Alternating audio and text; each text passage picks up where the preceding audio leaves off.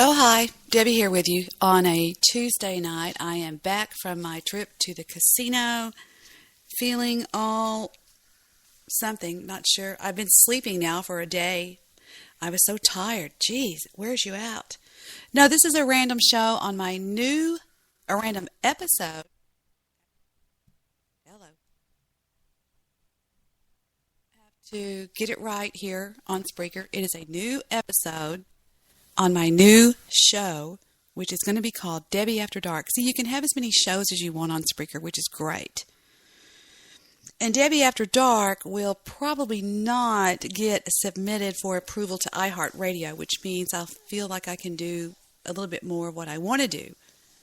So, without further ado, let's get started here. And what am I doing with my microphone? There's my microphone. Now I can hear me. There I am. All right. I think we're going to have some random guests joining us this evening on the broadcast here for a little debauchery, as they call it. So, without further ado, let's get the party started. And I started one earlier, and I thought, no. Stop. I'm going to start all over, make a new show that I can do whatever the hell I want to do on and not worry about, whatever. I'm serious. I'm not going to.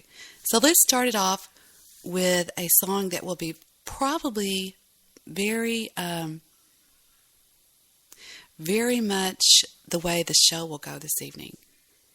It's a horrible song.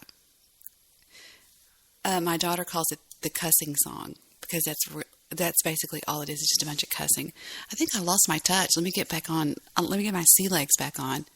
One person out there knows what I'm going to do. I'm going to tell y'all that I have to go and do something important, but they know what I'm going to go do because they heard my daughter walk in. I'll be right back. Take this shit back. Take this shit back. Take this shit back. Take this shit back.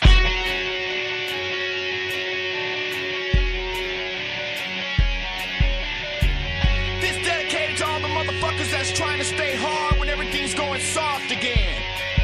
If you think it's too loud, bitch, get the fuck out. If you want to slow down, bitch, get the fuck out. If your ass ain't with me, bitch, get the fuck out. What? Get the fuck out, bitch, get the fuck out. We raise hell, bitch. We raise hell, bitch. We raise hell, bitch. Motherfucking hell, bitch. We don't give a fuck. We don't give a fuck. So all you pussy motherfuckers, shut the fuck up. I knock your head back. I let that shit bang. I make your heart jump like it was a cocaine. I knock your head back. I let that shit bang. I make your heart jump like it was a cocaine. Stop acting like a bitch. Why you acting like a bitch? Let a bitch suck a dick and get the fuck in the pit. Stop acting like a bitch. Why you acting like a bitch? Let a bitch suck a dick and get the fuck in the pit. If you think it's too loud, bitch, get the fuck out. If you wanna slow down, bitch, get the fuck out. If your ass ain't with me, bitch, get the fuck out. What? Get the fuck out, bitch, get the fuck out. We raise hell, bitch. We raise hell, bitch. We raise hell, bitch. Motherfucking hell, bitch. We don't give a fuck. We don't give a fuck. So all you pussy motherfuckers, shut the fuck up. It's another homicide, so let my shit play. I chop your head off like my name was OJ. It's another homicide, so let my shit play. I chop your head off like my name was OJ. Stop acting like a bitch. Why you acting like a bitch? Let a bitch suck a dick and get the fuck in the pit. Stop acting like a bitch. Why you acting like a bitch? Let a bitch suck a dick and get the fuck in the pit. If you think it's too loud, bitch, get the fuck out. If you wanna slow down, bitch, get the fuck out. If your ass ain't with me, bitch, get the fuck out. What? Get the fuck out, bitch, get the fuck out. We raise hell, bitch. We raise hell, bitch. We raise hell, bitch. Motherfucking hell, bitch. We don't give a fuck. We don't give a fuck. So all you pussy motherfuckers, shut the fuck up. Yeah, this shit's fucking crazy, man. And I know there's a million motherfuckers out there that feel just like I do. Sick and tired of listening to all this pop shit on the radio. Bands acting like they're hard when their music's just some pop shit, some pussy shit. Fuck that. You know, I think it's time we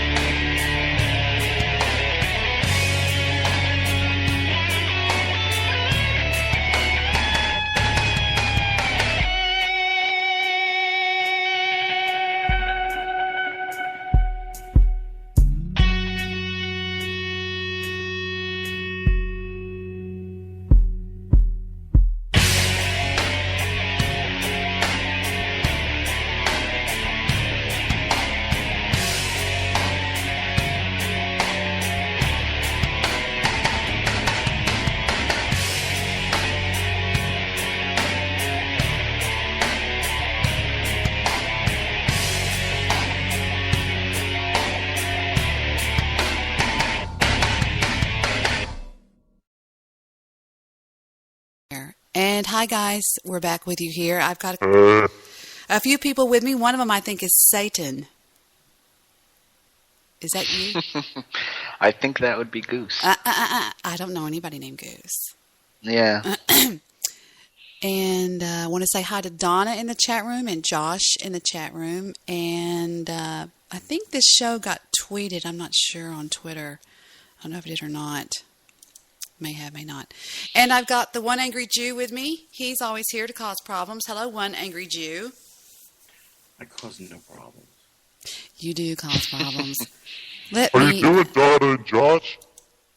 Hey. You just can't beat comedy today. No, you can't. Hang on just a second. Let's see what else we can pull in. Let me pull in Michael, see if he's going to whine at me. But he was trolling last time, and I was like, maybe it was just the mood I was in or something. I don't know what it was. He was just, I think he was stressed That out. would he not Someone troll? was hurting him or something like that. And I think he was just a little stressed out. I can't even find him. Does he have a different name? Or, no, I think it's still Michael. Here, M-I-C. I'll pull him I in. found him. Never mind, I got him. I have him on Skype. We were sexting earlier. Oh, God. I was telling him, hey, Michael. I hate myself. You were sexting earlier. Oh, God. I thought it was Does anyone still clever do that? and use two train references at once. You know, Train, the band. Right. Drops Double of Jupiter. train? Hi, Michael. Jupiter in your hair. Hello. Got my chisel all over your face. Hey. That doesn't sound like the train I know. I'll tell you that right Yeah. now. Hi, Michael. Say hi to other people on the call. Hi, Splish Splash. Hi, Wild Goose. Riley. Debbie. How are you? Michael going to commit suicide anytime soon? I don't know. I told him you were mad at me and kind of whining about it. Are you pissed off at me or what? I'm mad that I got kicked from a call in an emotional state. It just seemed unnecessary. How old are you? It did. I mean, I'm close with How Riley. old are you? I'm 17. Michael, your body is a wonderland for my fingers. Keep them away from Goose.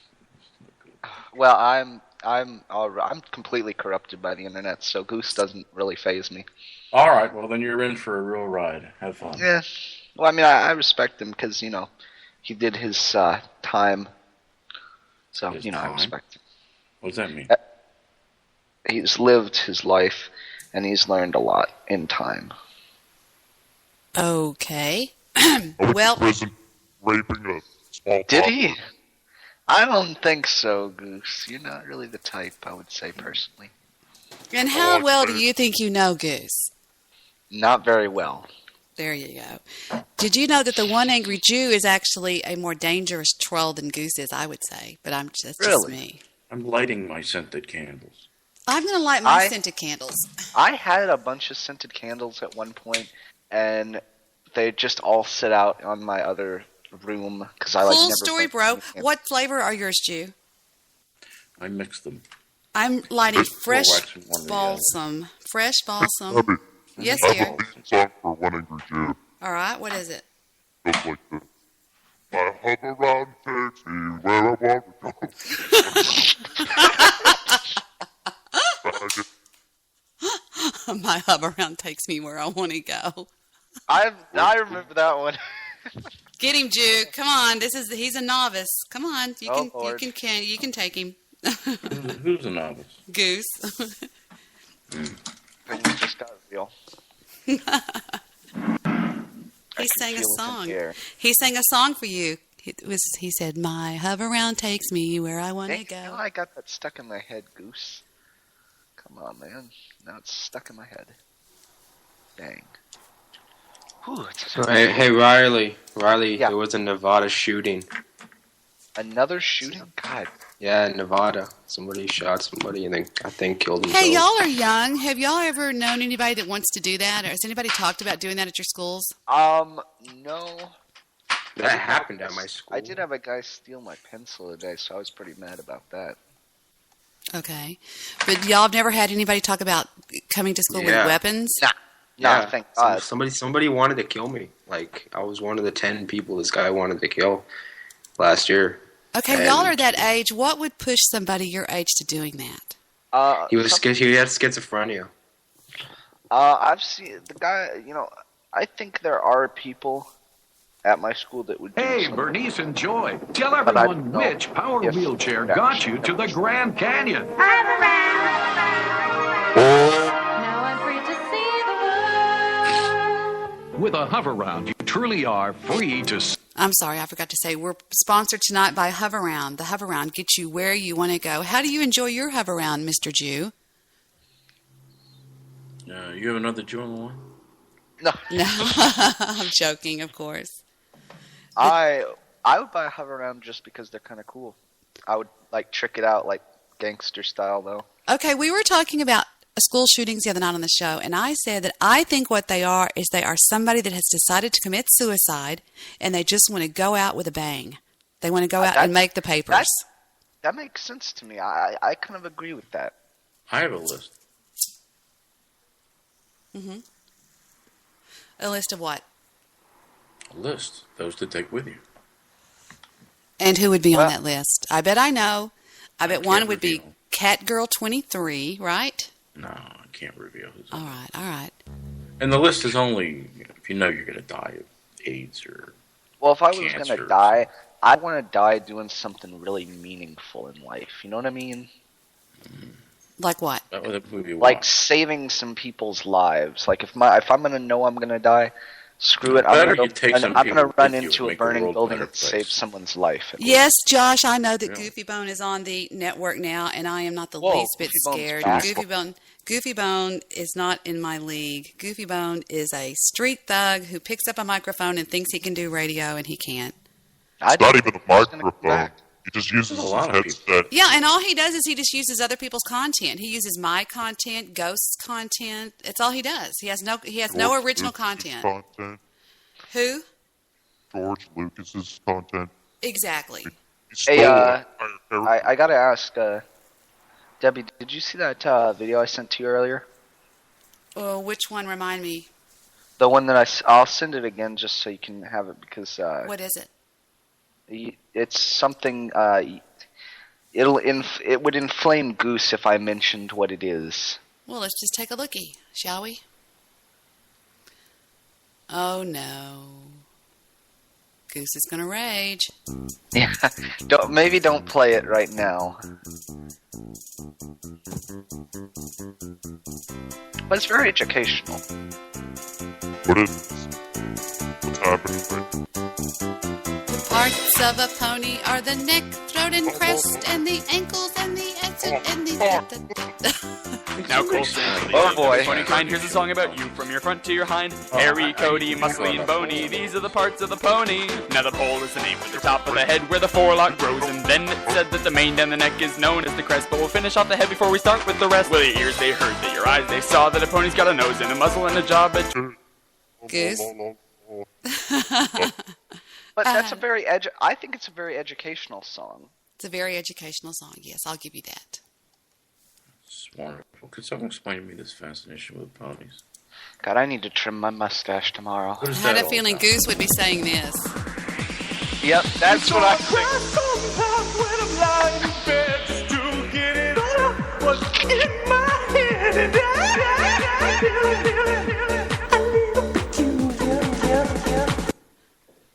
Let's say, Oh, God, I do what now? I'm I sorry. haven't heard that in a few years. I haven't either. What are some of the oldest? Here's one. The Hey, but I gotta ask you something though, Debbie. all right talks a whole lot. Riley, what? Sorry. What does the fox say? Go ahead. What does the fox say?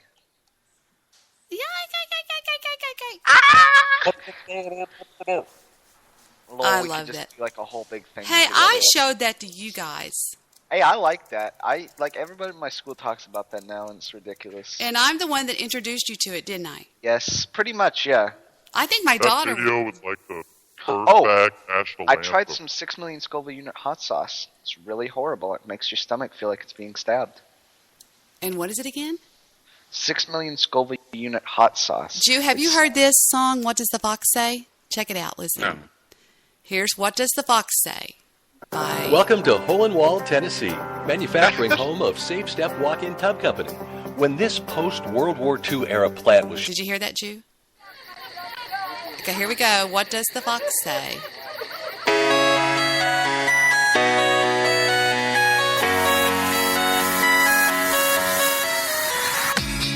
Dog goes woof, cat goes meow, bird goes tweet, and mouse goes squeak. Cow goes moo, frog goes croak, and the elephant goes toot. Ducks say quack, and fish go blub, and the seal goes ow, ow, ow. But there's one sound that no one knows. What does the fox say?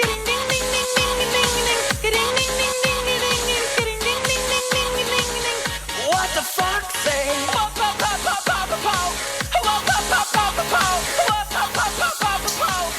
What the fox say? Happy, happy, happy ho. Happy, happy, happy ho. Happy, happy, happy ho. What the fox say?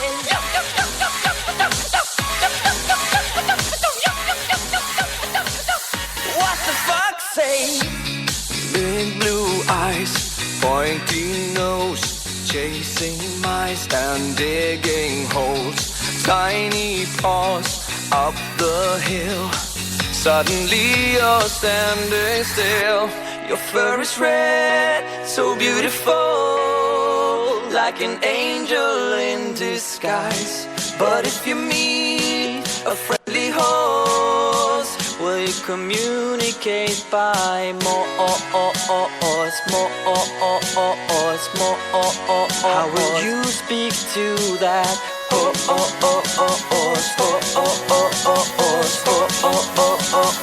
What does the fox say?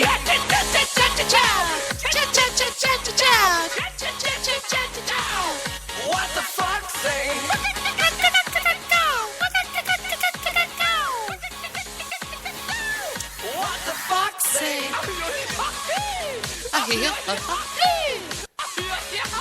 Y'all still with me? What the fox say? Who? Michael? What does the fox say? Fine. The secret of the fox. We don't need them. Ancient mystery. Somewhere deep in the woods. I know you're hiding. What is your sound? Will we ever know? Will always be a mystery. What do you think?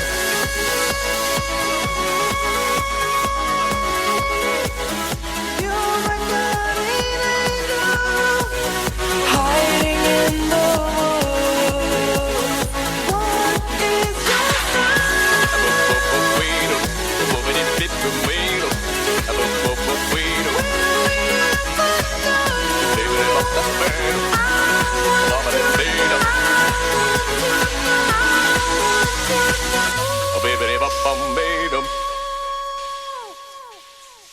Good stuff. And that's what the fox says right there.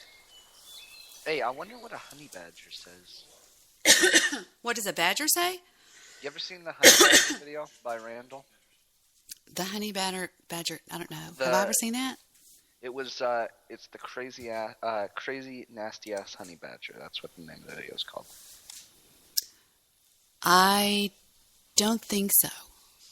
It's pretty lolsy, but you need to kind of watch the video to be actually able to really appreciate it. Here comes somebody else on the call. Welcome to Deshaun Porter. Well, I like him. He's a nice guy. He's a very nice guy. Hello, Deshaun. How are you? What do my love say? I love Daily. I love Daily. I love Daily. What do my love say? Oh, you're a mess. Welcome to my show. Deshaun, you need to remix it. Definitely make it a Debbie Daly song. Welcome to my nothing random show. No topics, no nothing. Oh, Debbie, did you hear the good news about my big voiceover role? No, I didn't what?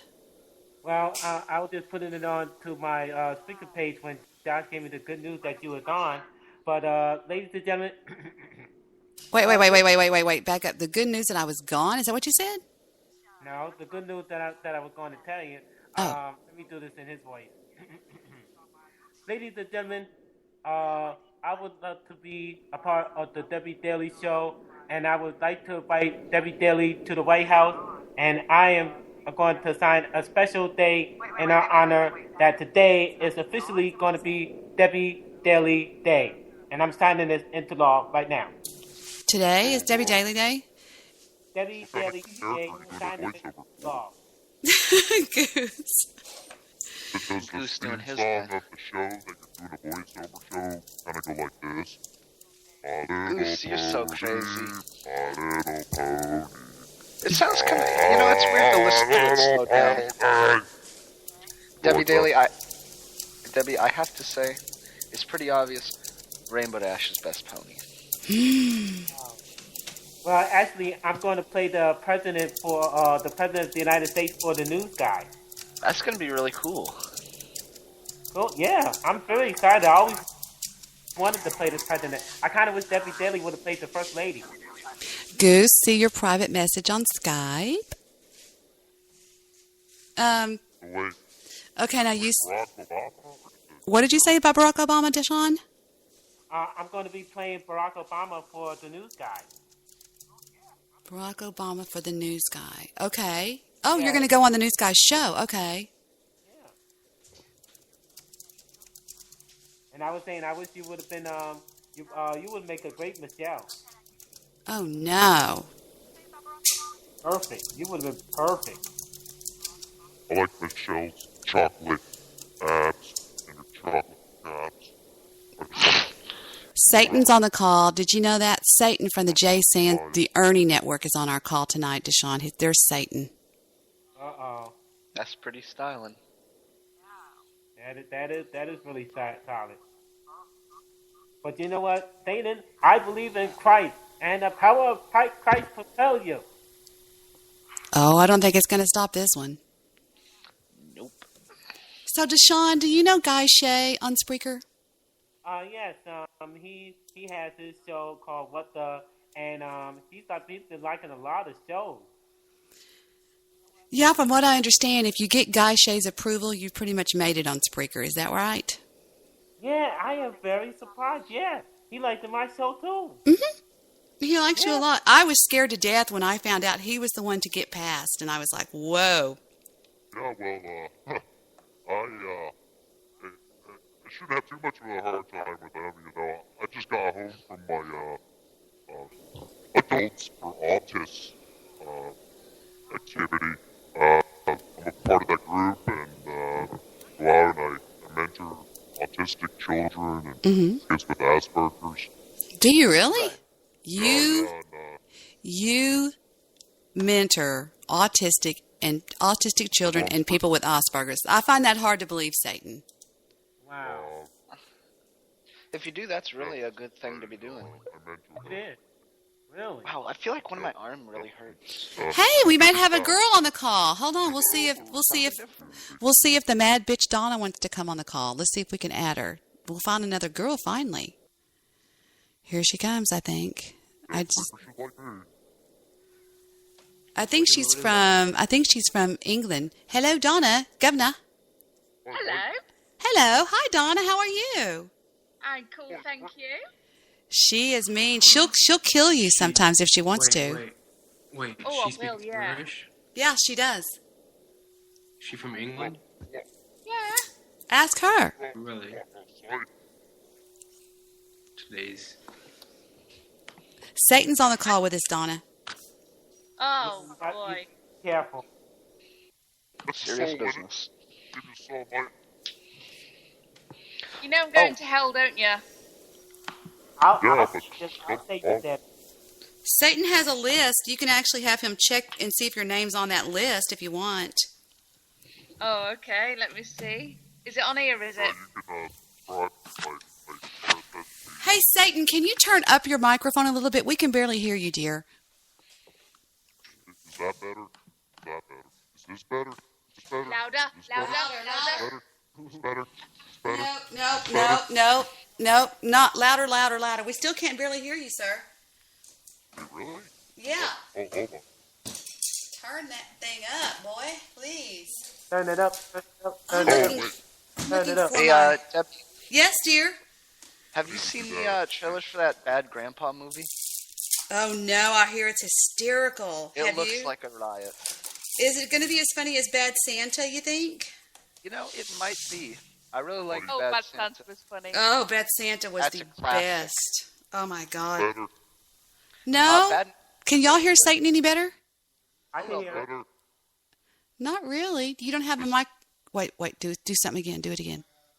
This better. Yes. Yes. Whatever you're doing, do more of that.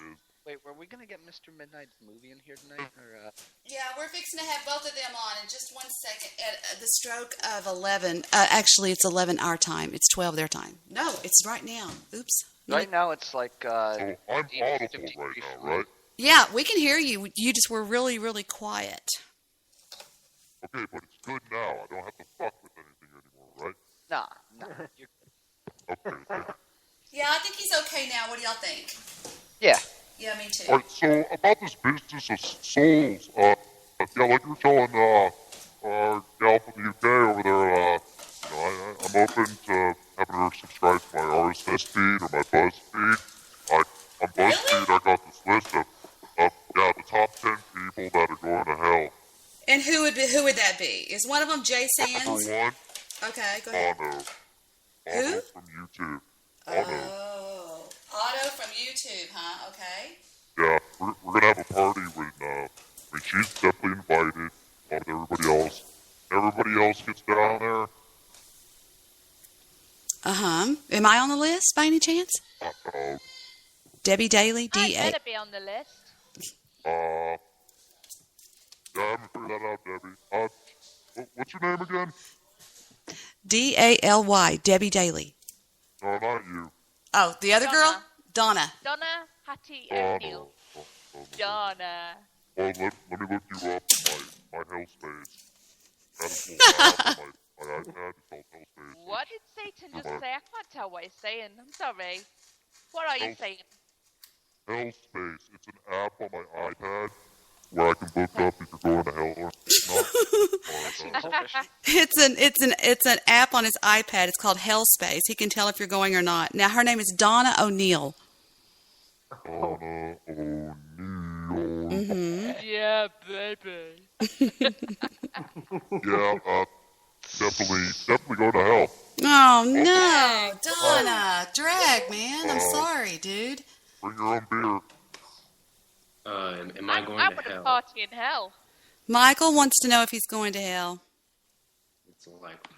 Wow. Wait, doesn't an Sorry, Donna. I'll send you letters from heaven, dear. Debbie, doesn't I an want to archangel... party in hell. I don't care. You'd rather laugh with the sinners than cry with the saints? Yeah. Bronies are subject to purgatory. Oh, there you go. All bronies subject to purgatory. You heard that from Satan himself. That's gonna be... Why? Why is that, Satan? We don't want those guys in hell. Oh, you don't even want them in hell. Wow. Wow. Oh, it's cold. We want party animals for people that we want to fuck up. Otto. Can you look up a name for me? Can you look up Jay Sands, just like the sands of time? Jay Sands. Jay Sands. Hey, About Debbie like Daly? 8 people. Yes. That are named Jay Sands that are coming Remember to hell. that, remember that one time we did those prank calls on that one thing? Back in the day? What? Back in what day? I don't remember. Remind me. That was the first time I was ever got to talk to you. Mm-hmm. Who did we call? I don't remember. I don't remember if we called anyone. I just barely remember. I'm thinking right now we should troll Mr. Midnight Movie Show. Who's up for it? As long as he's not gonna come back and as long as he's not gonna come back and bite me, I guess. Do it. All right, we've Yeah, got may as well. 3 do-its. So I just got my phone. Let's have some fun. Okay, let's see if we can get those bitches on here. Hold on. Let me go get the number off of Blog Talk. What does the fox say? Drives me crazy, that song. What does my love? God, I ate the best breakfast today. What time is it in England right now, Donna? It's 3 minutes to 5 in the morning. I was going to say 5. You would have been right. And I'm wide awake. Yeah. Hello. To be fair, I'm usually wide awake at 5 too. Ooh. Inflammatory talk. Let me put Blog Talk Radio in there now to get them on Blog Talk Radio. Blog. I'm trying to get their site here. Oh, Lord. Here we go. Got it. All right, inflammatory talk. I hope he's on. He said he was going to be online, but if so, we'll give him a call. Not nearly as bad as Vincent the Bays. Really? Is Vincent the Bay going to hell, Satan? I haven't talked to Vincent. I've never talked to Vincent Bay. No, he's going ahead. Yep, they're live. Let's get their number and. Wait, is To repentance. All right, the number is. Hold on, let me scroll down. I'm using a new mouse, so it doesn't work that great. All right, live. I gotta go tinkle. Take your time, Satan. Wait, was Oh Vincent? look, Apocalypse says I'm a bunny wee lass. Aw. Hi, Apocalypse. How are you? Hold on, you're going to hear Mr. Midnight Movie's show. Hang on just a second. Blog Talk Radio. All right, the number is 818-495-6934. Let me write that down. I don't even have a pen My handy. face from getting oily. Remember those days? Oh, yeah. Hold on, I got to find the number. I got to find a pen, Cleaning damn my it. face. Does anybody have something to write with on the call? Or as Mr. Solutions would say. I got nothing. All I think is I got it the chat room. Okay, can you write down? Can you write down 818-495-6934? So what did you think of 4, 9, 5. What was that, sweetheart? 6934. 3. Yeah. Okay, and I put it in. Whoa. Yeah, put it in the put chat it in on the Skype. chat room, and there you go. It's All in right. the chat room. Oh, over there on that one. Okay, let me go get it. There you go, sweetheart. Thank you.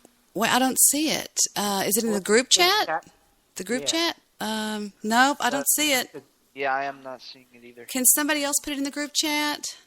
I could try, but the thing is, you guys have no Skype credit. Spreaker chat. I do. I have Skype credit. Oh, will y'all get knocked off if you don't have Skype? No, you won't get knocked off. No. It doesn't knock you off if you don't have Skype credit. I can't figure out, though, how to add a phone number. Yeah. I can only add a... Create a contact. Yeah, I know. I'll have to create a contact out of them, so let me do that. Yeah, regular phone, on the regular Skype, you have to go to the phone and type the phone number. But if you have the Skype ID, then all you have to do is go to the box and then just type in the person's ID. Oh, thank you, Donna. Let's see. Yeah. Add people. It says add people or phone numbers. Let's just dial the phone number. Let's put in 1-818-495. Thank you, Donna. 6934. Now let's see if it'll do it. Wait a minute. Okay, and here we go. Well, it doesn't say add yet. I can't get the ad to light up. Maybe this will work. I think I did it. Really? No, Plus 931-818. Now the ad won't light up for some reason. I can't get it. I never can do this. For some reason, I don't know why. I just can't. No, it won't do it. I can't get the ad to light up. See, I can't figure out how to do it. I just. Michael put a 9-3 at the start of it. So is there like a prefix or something? Yes. Oh, damn it. Oh, let me see. I'll have to make them into a contact. That's going to be hard to do. Let's see.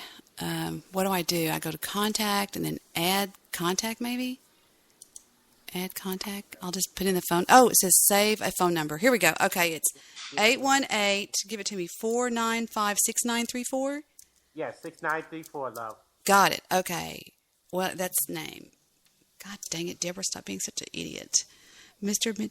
Movie show. Now we put the number in. No, it's not Afghanistan. It's the United States.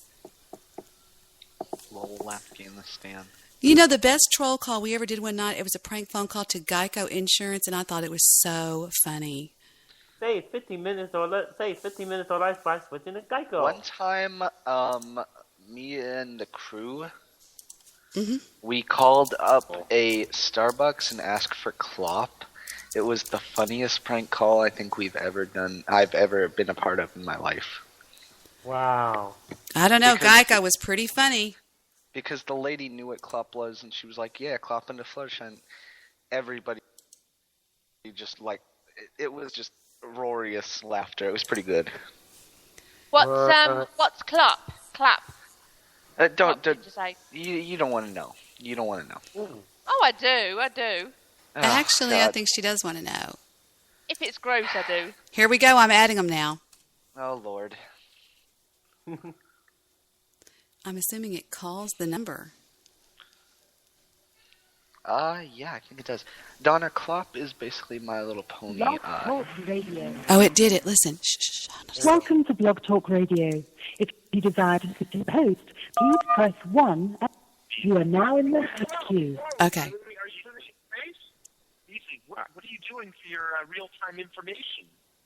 Yeah. Twitter is a good source, but Twitter will. Who's going to talk? They'll send you some Me, I'll talk. Yeah, you talk. You talk. Donna, basically, Klopp is My Little Listen. Pony. Shh. Hang on, Riley. Riley. Donna. I get it. Tell them that you want to know why they stole Brown Beasley from Debbie. Brown what? Brown Beasley. They stole Brown Beasley from Debbie. It's a great place to get it. Don't talk about curveballs. He's the guy on the By the show. way, there's a new Twitter site. If you do become part of Twitter, it's the Face Sitters Network. That's right. Yes. That's considered motivation. Excuse me. Excuse me. Hello. Yes. Excuse me. Yeah.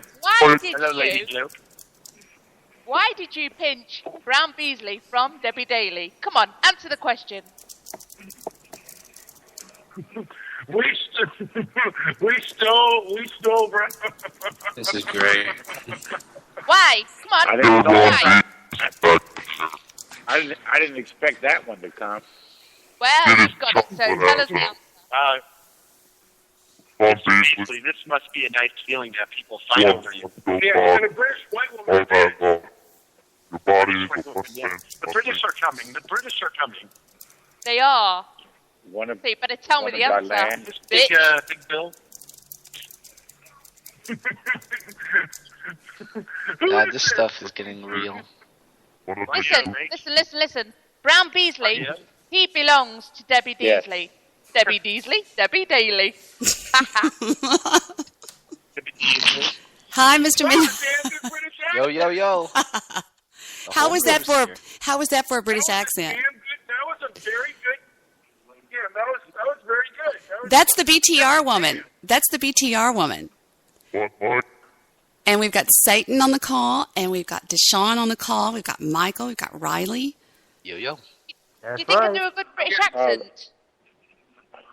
Oh, that accent is delicious. Her name is from Donna. Is that a real British woman? Yes, her name is. Yeah. That was an actual British woman. Yes, her name is Donna. She is from Great Britain. Say hi, Donna. Hi, Donna. Hi, Donna. There we go. So this is getting close to Halloween.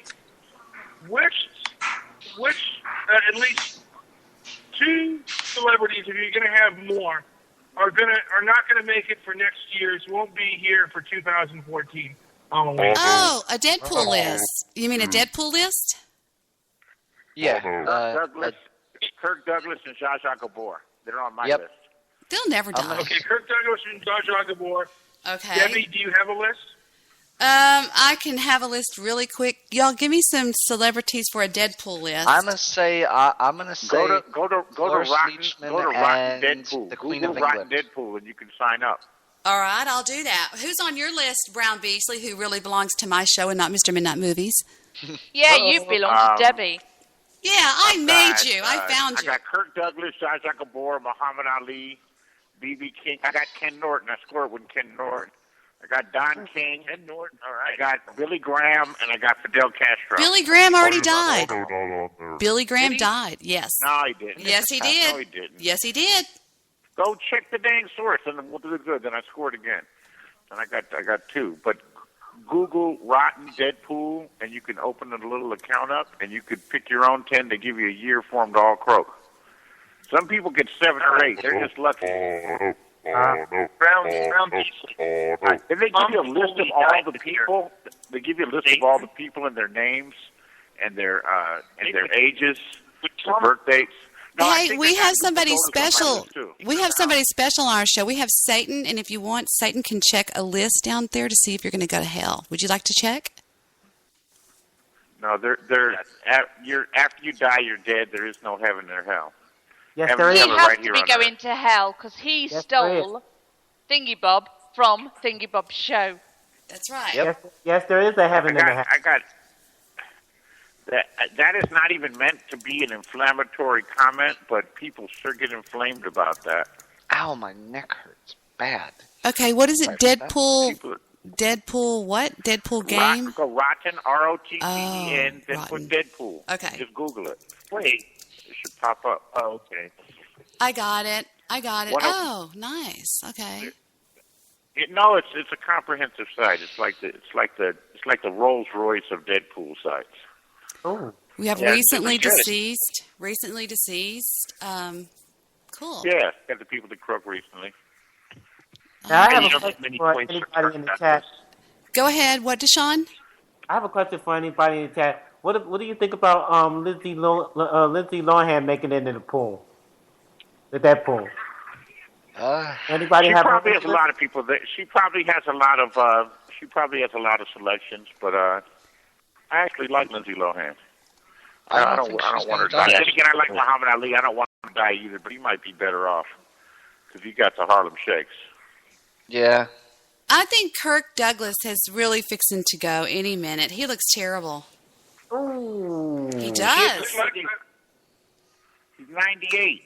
Yeah, that's what Old I'm as saying. shit. What about Abe Vigoda? Oh man, yeah. He's on definitely. my list too, but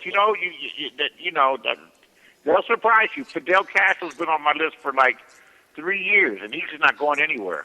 Oh, what Abe about Vigoda is. I thought he died. No, Fidel didn't die. 28. What about Where's Chris Satan? Brown? Now, Debbie says he hopes Pat Robertson dies. Wait, who's that one guy? Shoot. I can't remember who I'm thinking of. I figure Don King is probably if they're. Oh, I shouldn't. Say that. Never I haven't mind. heard from Don King in a long while. Satan, can you check the list for somebody named Mr. Midnight Movie? Please. Yes. Check the list. Capital M. 3 separate words. Mr. Midnight Movie. By the way, Debbie. Yes. Jewish producer and I started a genius Twitter page called the Face Sitters Network. Would you be a fan of that? Absolutely. Yes, The Face Sitters All of Network? us. Yes. I would love to do that. Just Face Sitters Network. Yeah, I went to a casino. I went to a casino hotel. I'm sorry. What? What? It's a midnight movie. If you pick the porn section, if you go to browse, and you can pick browse by occupation, you can go to the porn area, and you can pick the porn stars that you feel might be next in line to die. Oh, okay. I went to a hotel with my husband this weekend and did a little face sitting while I was there, so that's a good thing, right? No? Uh-oh. Donna, I was joking. I think Randy West is going to die before TT Boy. Who is Randy West? Yeah, it's a good. He's a Jewish porn star. I don't know what his real name is, but it's a Jew name, not Randy West. I think Nicolas Cage is going to commit suicide. Nicolas Cage. That would be interesting when Wendy Wappers dies. They have to talk about it on the news. Wendy Wappers has died. Yeah, Wendy Wappers might die. Satan, did you check the list for Mr. Midnight Movie? No. He's All not? those on there. He's not going to hell? Oh, wow. That's amazing. That's a good one. Oh. What about a guy named Jewish producer? Yeah. Yeah, what's up? Is he on the list, Satan? John Leslie died. John Leslie was Awesome. He died like in the 1600s, didn't he? Who? John Leslie's still alive. He's a porn star. Jewish Is porn he? star. Yeah, he's going to be here. You know, knowing male porn stars is not the most masculine thing to do. Oh. Well, you know No. what? if you rent a lot of videos and DVDs, you start to know who they are. Back in the day, back in the 80s, they always, you always saw the same male characters. I want the Queen of England. I want the Queen. Johnny Wad Holmes. Mm-hmm. I want the Queen of England. He's in 3D. Did you know that? Did you know he's Amanda Bynes died. So is this. Well, here is 10 signs that you're going to die. You ready to hear the 10 signs that you're going to die? What? Number 1 is, and this is from caring.com. This is real. Number 1, loss of appetite. Number 2, excessive sleep. Okay? Oh, that's me dead already. Yeah, you're dying. Oh, Lord. And number 3 This is like what people happen like like 24 hours or 48 hours before they die. Yeah. Mental confusion or disorientation, increased physical weakness. Number 5 is labored breathing. Number 6, this is really kind of sad, huh? Wow. This is terrifying. I have all those symptoms, honestly. Right. I've got all of the above. Well, we're right here with you, so don't worry. Yep. Oh, this is very sad. Well. I agree. Yes. Consider me dead. everybody. So lots of appetite, lots of sleeping. Changes in urination, a tea-colored urine. I hope more insecure teenage girls. What about the urine? Tea-colored urine. All urine is like tea-colored. Dark urine. Yeah, That is a sign the kidneys have shut down. A coolness in the tips of the fingers. Ooh. Oh, Lord. Shit. Mottled veins. Ooh, what is that? Wait, what does mottled veins mean? I don't know. What is that? Because my veins, I can see my veins straight through my arms. That just really sounds bad. nasty. Hey, I gotta ask you, Debbie. 10 things to never say to a dying person. Yes, what? I'm sorry. Have you ever seen the movie Lolita by Stanley Kubrick? I'm sure Mr. Midnight Movie has. It's from 1962. Yeah, I saw both. The Jeremy Irons version. No. Peter Sellers and. No, the Stanley Kubrick. Yeah. So it wasn't the play I beat it, was it? Not the. Did you stump Mr. Midnight Movie on a movie? Are you kidding? Wait, what? I said, did you stump? Look, and then I get stumped. Come on. The last time I wasn't was like stumping him. I'm the just. retard class. No, it's not. It's nothing bad. It just means that you stumped him. That means what is stump, Donna? Stopped him in his tracks, maybe. Yes. Well, I mean, I know a lot about movies probably because there's something I grew up on. You think? I could be I smart. want everyone on Twitter to please, if you have any heart, you will join the Face Sitters Network. Face Sitters Network. Face Sitters Network, please. Thank you. Now, how did you know Face Goose? Sitters We don't Network, have please. Goose. We don't have Goose tonight. Nope. He just called in. Ugh, I'm sorry. We did have him. That's Satan. Yeah. We knew he was calling your show. I didn't break the silence though, and I didn't. We didn't tell him to. Well, I didn't let the fly slip. That's good. Now, these are 10 things that you should never say to somebody who is grieving. Number 1, stop crying. You're only making it worse. Number 2, at least they're not suffering anymore. Number 3, God wanted her. You're lucky. At least it wasn't you. Wow. What about you're next? No shit. It's been a long 6 months. It's time for them to move on. Wow. Oh, God. 10 things to say to a grieving person. Does anybody have any idea what those are? I'm on dying.com. It'll be okay. I'm sorry for your loss. Well, that's one that kind of goes without saying, I guess. I don't know what to say. She was such a wonderful person. Go to the Face Sitting Network. Join the Face Sitting Network on twitter.com. Wait, what is face sitting? Thanks. Wait, what is face sitting It's on? all the new. It's the newest sexual craze that will never go out Now, of style. I have to ask you, Mr. Midnight Movie, for those out there that don't know, what exactly is face sitting? It's what Heather come does on! to me on the weekends.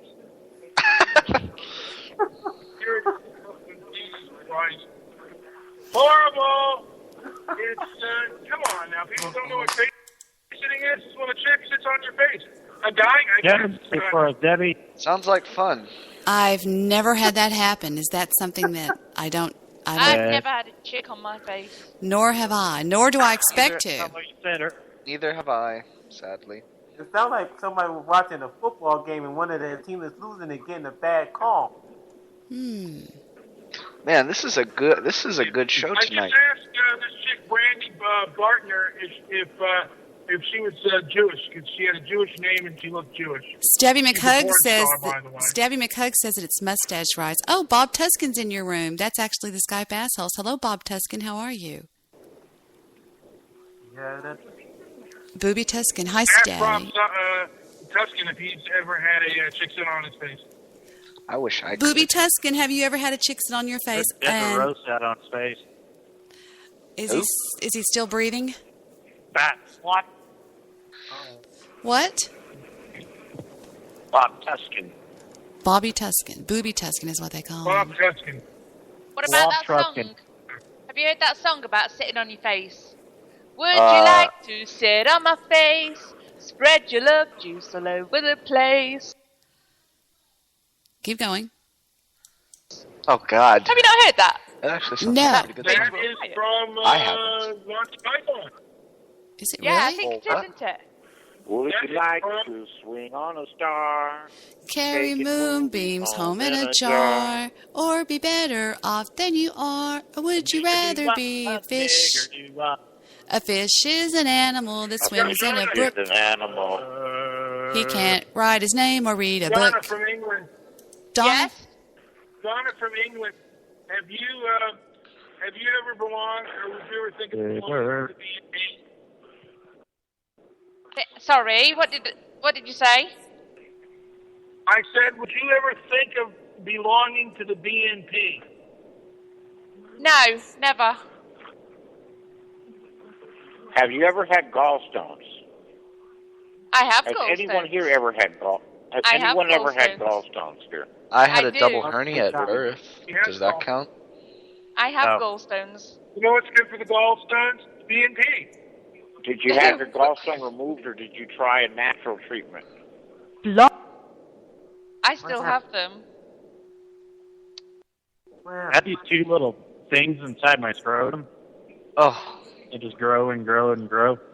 Those are sweet. Are those gallstones? Those are sweet. Those are sweet peas. Oh, can I eat them? I You wouldn't. can try. I want everyone to know that the Squirt Network follows me, by the way. Oh, I should add the Squirt Network. Yes, add the Squirt Network.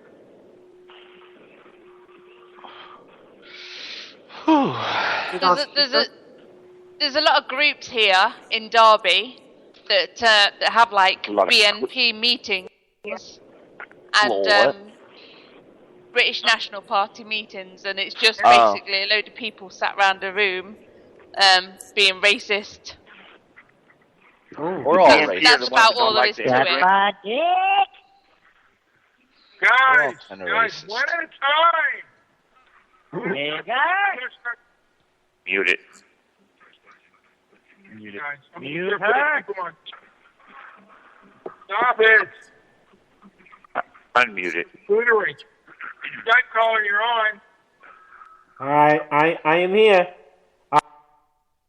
I'm having a wonderful time on this call, and I think that I think that there are a lot of great movies to be watched. And what is your favorite movie? Midnight movie?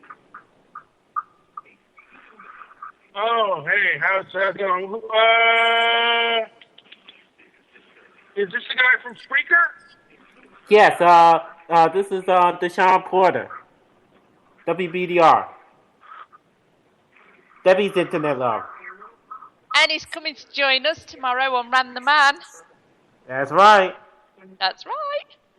And I'm going to play President Obama's one. You're going to take President Obama's call. Is that what you said? I said I'm gonna play President Obama on the news guy show. I'm gonna play his voice. I'm gonna be the voiceover. Give us a Yeah, demonstration. let's hear it. Let's hear it. Ladies and gentlemen, as President of the United States, I am here to assure that everyone gets health care. And I am here to assure that the rich will pay their fair share and that no one will be in poverty. Everybody will have a job if they want to, and everybody will have the great education that the Americans so deserve. And I'm here to make sure that all the illegals get the path to the Dream Act as the Congress sees fit to sign this act whenever they do, and whenever they get around to it, that Congress will see that this law will work. My name is President Barack Obama, and I approve this magic. That's a wonderful impersonation of. Guys, I will be right back. Uh-oh. I just gotta go and brush my teeth before it gets too late. BRB. Go brush it. I also wanted to again mention, if you came late to the you're show, doing a boy show, Chris and I were talking about the black man that raped 15 young girls. He was from Los Angeles and came to Norway only to rape 15 young girls. I just thought I'd point that out. I don't know why. Oh. Now, in that movie, I have to say, like, if he was trying to do an impersonation of Obama with Asperger's, that was great. I mean, that was spot on. Loving it. Thank you. Yes. I hope to do more. Are you blind, by the way? Hey guys, what is the name of the game in Las Vegas where the wheel spins and it lands on either red or black? I never can think of it. What's it called? Roulette. Yeah. I went to Vegas this weekend with Victor, and the guy that was running the roulette game showed me how to make $35 on every spin. Ooh. And I said, this can't be legal. And he goes, just do what I'm telling you to do. And I was like, and he was right. And he would already have my $35 ready before he would spin the wheel. Did you have your autistic younger brother with you? No, I don't have an autistic younger brother. That's really. Did you have to pawn your Rolex to get money? No, I've got it right after here. Driving across country? I've got it right here on my arm. In your father's car that he left you? Oh, he only left you the car, but he left your retarded younger brother like a fortune, $3 million. Ooh. Oh no! It wasn't. No. It wasn't her retarded younger brother. It was her retarded Stephen. No, we flew first class. No.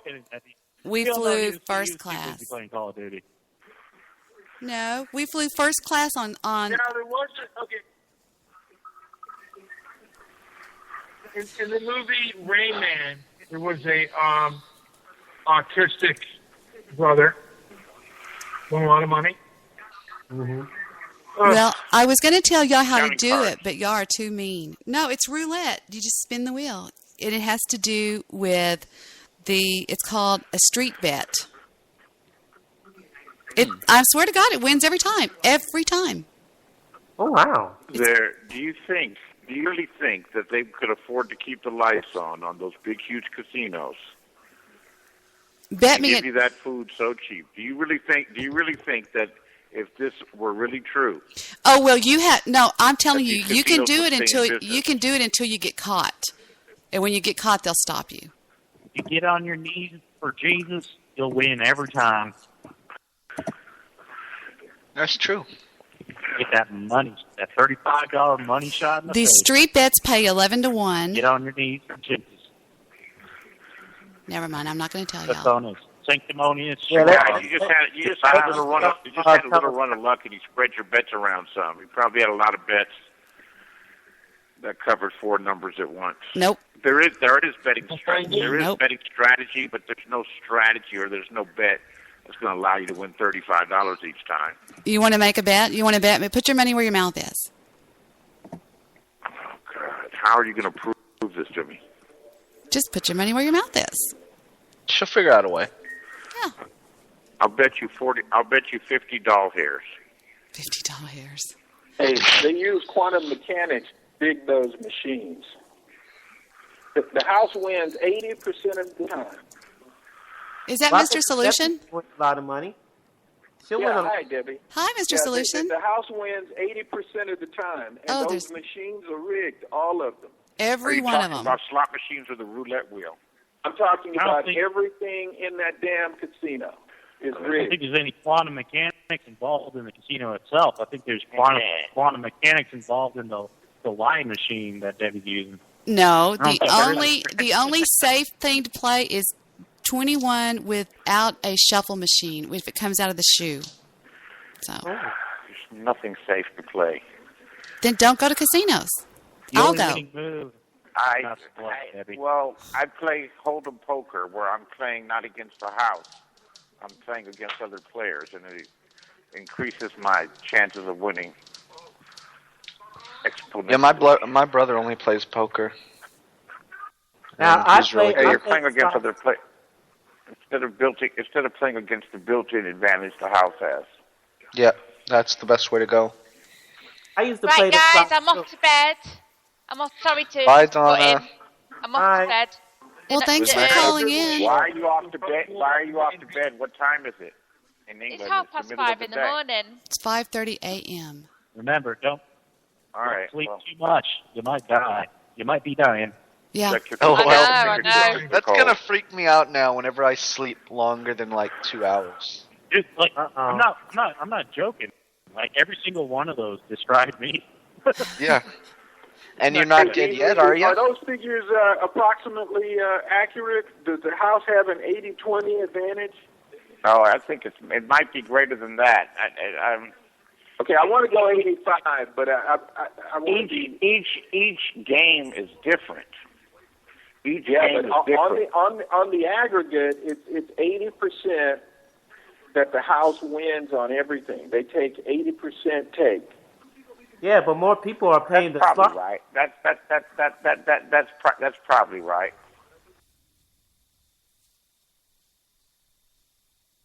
More people are playing the slots, even though people are playing the table game, but a lot is to invest in the house. And you got because you're not going to get it in any of those machines. The average person now. Some people are professional gamblers, and of course,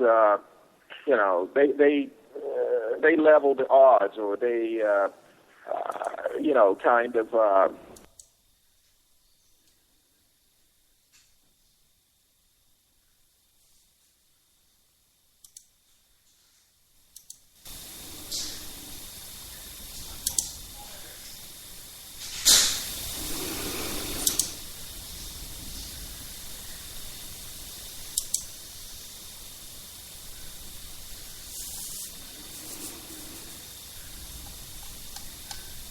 Oh, sorry. I didn't realize my microphone was still hot.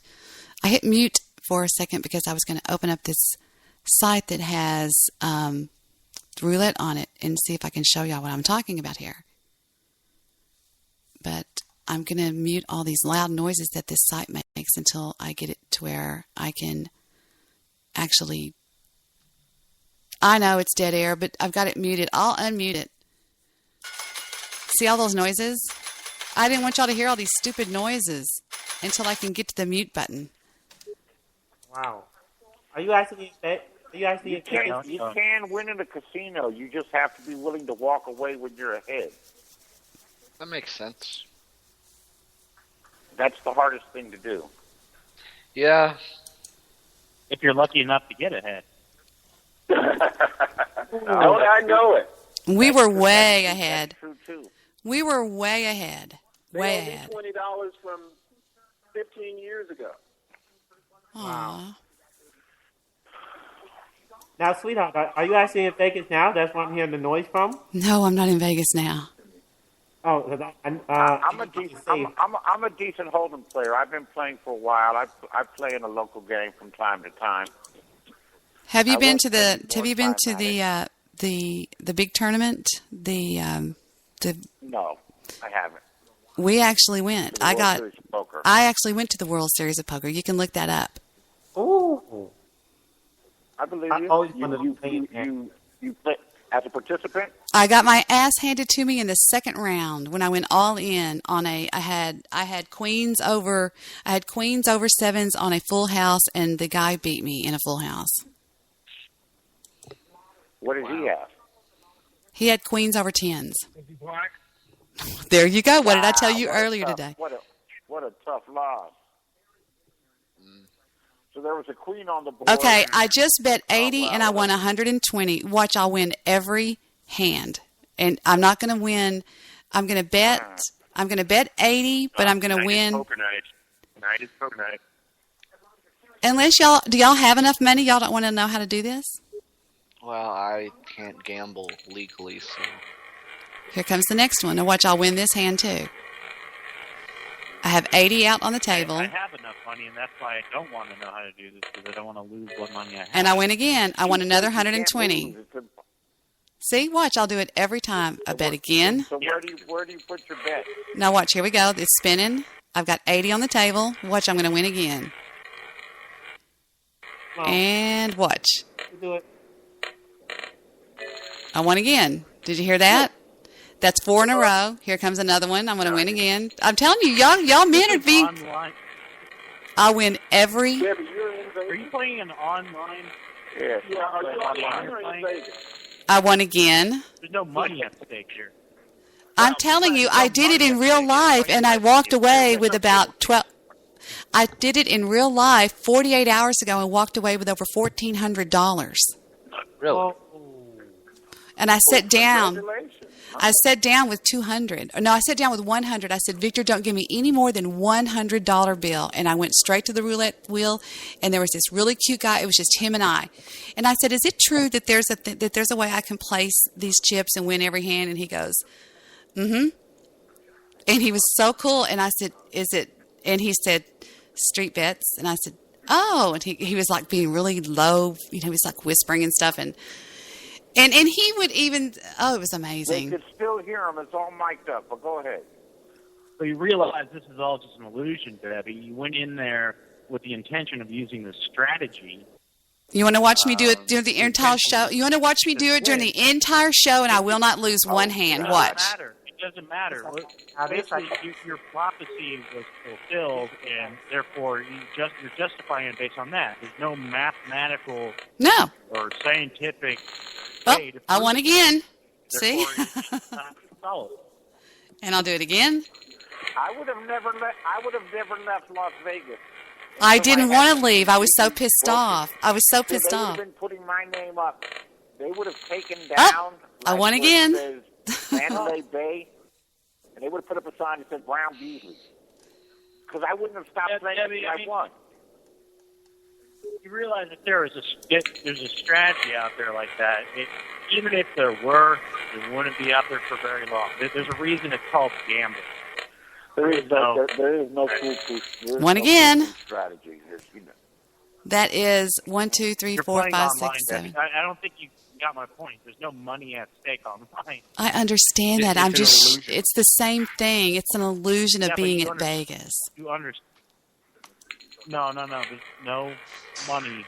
I understand. I'm just proving my point. That's all.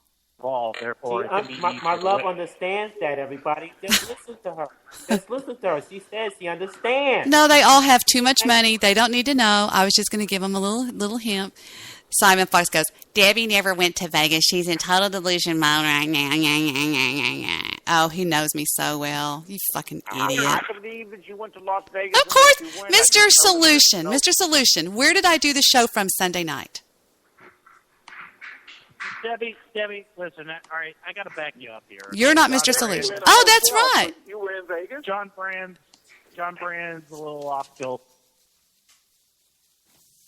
right now. He probably had a couple of beers, and like I said, I got to back you up on this, Debbie.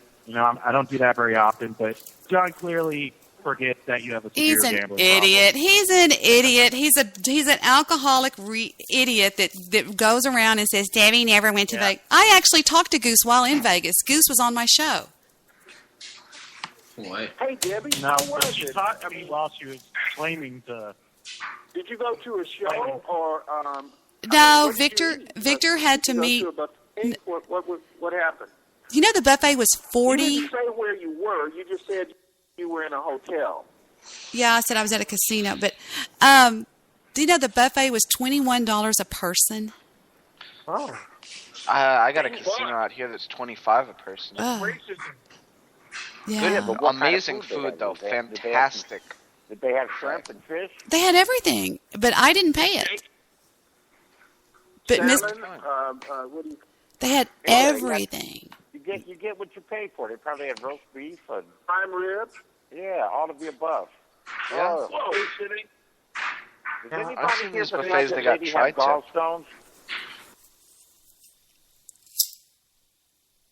I would like to jump in. Some of the casino Tri-tip is membership anything cards, special? when you play. What? I was going to say when you play. Debbie, I've got to go. You've influenced me. I've got to go now. I've got to go to Vegas. I gotta go back. You I can haven't go to been an there Indian. so You long. can go to an Indian casino and play roulette. Yeah. I don't want. Classic moment from. You got to from join the Vegas casino to rewards Basement card Network. too. Yep. Our That's lady from the tradition. Bay City Network. Our lady from the Bay City Network said, "You won't need a tongue scraper after I sit on your face." Yeah. Bay City Network, ladies and gentlemen. Thank you. What are you Now talking that is about, some network Brian? content right there. This is just asinine. I don't want to talk about eating poop. Ugh. Thank Well, you. no, I am a poop tickler. I'll tickle poop any day of Oh the my week. God. I'm a senator, you know that? I'm a democratically elected official named Senator John C. Poop Tickler. How does the old It's slogan trivia go? right there. How's the old slogan go? The world seems dark and your friends seem fickle. Just grab some poop and give it a tickle. God, I love that. That always makes me smile. I could probably give you a better one. Eh. Let me work something out here. God, I just love being on Debbie's show. It's good times. Yeah, it's a great fun, Yeah. This one says, and it's the right thing to do. "I'll call Yeah, upon whenever America Debbie's show comes around, I'm like, to be more ooh. careful with its My laws. fellow capitalists, Prevent us as many of from you are, I have suffered an assassination attempt down the perpetrated. false road. I was going to play Senator Poop They're Tickler's trying address. to weaken you. I was going to play Senator Poop Tickler's address to the True Capitalist Radio community, but I didn't want to step on anybody, so. Do it. Well, we'll let you guys go. Does Victor get any of that? Debbie, does Victor get any of that 1,400? Victor got all of the 1,400. Remember, listen to the Debbie Daily Talk Radio. It is the right thing to do. Yeah, he got every bit of it. He was like, "Oh my gosh, I'm so proud of you, Pumpkin." I said, "That's it? Oh my gosh, I'm so proud of you, Pumpkin." And then I won pretty big on the Sex and the City, what do you call them, slot machines. I'm fortified behind a wall of steel dildos. Created by the troll terrorist group known as the Niggest Crook Force. However, contrary to rumor and propaganda, I have survived this attack and am on the path to full recovery from the inflicted butt hurt. The nature of the NCF's attack on my person is unintended and unwarranted. However, I am choosing to make light of the situation. They have sent over 9,000 packages of dildos to my private residence, and it was demanded that I pay for these dildos upon delivery. Fortunately, my dear friend Bill Wagner kindly footed the bill for these phallic pleasure-giving devices. They have done this to intimidate me, but, as they say, if life hands you lemons, make lemonade. In this case, if life hands you dildos, make an impenetrable. I am choosing to build my second home out of the very same dildos that the NCF has sent to me. So come at me, bros. Troll War 3 was a bloody affair, and many were left doxxed and DDoSed, but I assure you, capitalism will prevail.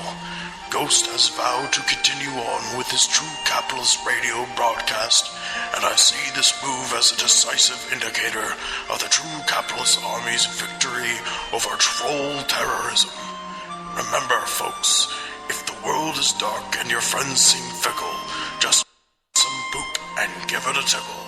So with that being said, BWC for life, vote Jonesy Poop Tickler 2012, and long live the true capitalist radio broadcast.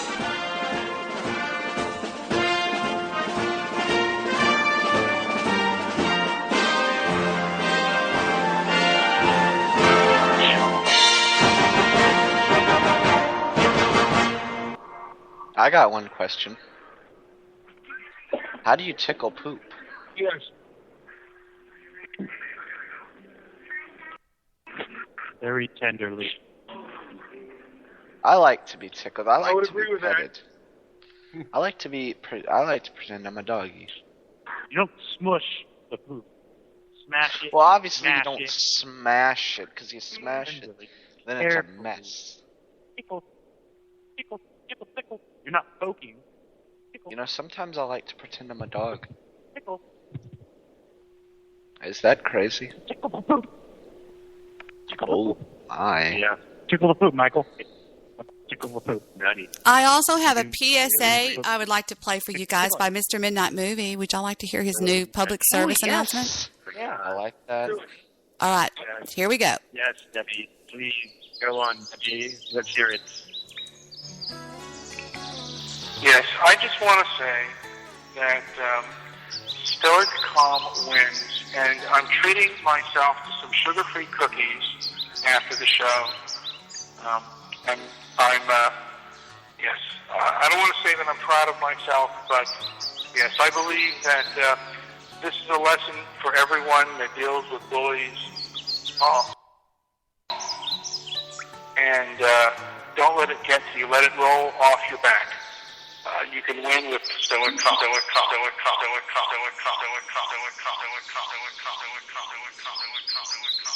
Stoic, stoic, stoic, stoic, stoic. Such a cheese You're a cheese nipper. That was Hey, great. Debbie, Yes. you should play a little bit of some Frank Garrett prank calls on the air. I think a lot of your viewers would think those are pretty funny. Well, we'll wait on that till a little bit later, but that's a good idea. It is the right thing to do. I've seen a lot of crazy stuff in my times, but I think the Debbie Daily Show should go national syndicated. Have y'all heard the new poem out there called "Liar, Liar, Pants on Fire"? Wait, what? It's a new poem. No. Oh, you have to hear "Liar, Liar, Pants on Fire." Would you like to hear it? Sure. Yeah. Oh, it's hysterical. Yeah. Yeah. Read it. Show, literally about 2-3 minutes long, because I have to go and be up early tomorrow. But I wanted to quickly say, This is your show and all. I just wanted to ask about these black flash mobs. do things very quickly, and I'm going to say it in my way. I write poetry sometimes. I wrote this literally in the past 2 minutes, and so I wanted to quickly say it. I heard that. Fuck you, Debbie.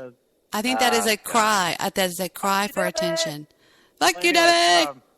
Well, anyways, if we're talking about black flash, I mean, is this an everyday occurrence? Because I've only seen one maybe once or twice a month. I mean, at the most. Is that just what the media's reporting, or is this a bigger deal than I seem to think it is? It's a bit. You know what? It is a bigger deal than you probably think it is. What was I going to say? But you know what? Look, it is underreported. The media has kind of a blackout on flash mobs, in my opinion, on violent black flash mobs. They are all black, and they have happened through just about every large city in the State of the Union. Even in Seattle, that is the largest white city in America. It's 70% white. They even have a very violent black flash mob problem there. Their police force there is much akin to the LAPD. They've had a lot of violence within the police force, with them using police brutality and the like. So it's not a surprise that on the West Coast it's spreading as much as it has. Not so much in Seattle. I mean, Guys, I'm gonna have to cut out here. on? 'Cause I could walk I gotta around get it some. tonight. Okay. Bye, Riley. Okay, but I want to leave you all. Seattle. I want to leave you all with a quote. I'm not crazy. I'm just ahead of the curve. All right. Thank you. Night, We'll remember guys. that. Thank you. Have a good show, guys. I'll see you all soon. All right. Thank you. Night. Good night. Seattle's a hell of a town. Fuck. Anyway, Seattle's a hell of a town. I mean, I could actually go out there at 2 in the morning and not have to look over my shoulder, you know? Whereas the rest of the country, like Baltimore, Maryland, D.C., Houston, Texas, L.A., you know, like, the hills are alive. I want to read something about flash mobs, Mr. Midnight Movie. Can I? What's that? Go ahead. Flash mobs everywhere. It says, Colin Flattery, welcome to the front page interview. Let's begin with what inspired you to write this book. Thank you, Jamie. My brother and I were doing a talk show on WDEL, Wilmington, Delaware, when I read a story about something called a flash mob on the streets of Philadelphia. This was 2 years ago. Then it happened again and again and again. Finally, I looked at it on YouTube, and the violence and the mayhem I saw on the video was totally different than the antiseptic account I read in the newspapers in Philadelphia. Everyone was black.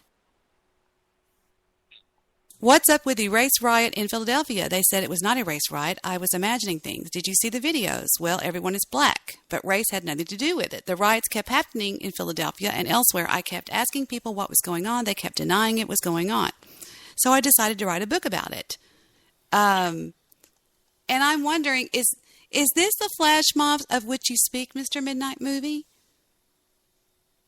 That is correct in my note. The hills are alive with the sound of angry. So, you already talked to Debbie about Colin Flaherty? I did. Yeah, he wrote a book. He's jealous, and I said, we're Yeah. going to get a name author. We lost on the porn star thing, so... Yeah. No. If you're listening now, Colin Flaherty will join us. We just don't know what night. We've already got confirmation he will join us one night for a discussion, and we definitely would like to have any and all interested in calling in that night for sure. And I have trumped that with Steven Weinberg. It's a battle going on between Mr. Movie Phone versus Weinberg, that's the Debbie guy who won the Nobel Prize. Yes, Dr. Steven Weinberg has received the invitation. I'm sorry. Did somebody say something? Debbie's the grand dragon of her local KKK chapter. Yes, I am. I didn't know. Yeah, and she's what show I heard. First female grand dragon.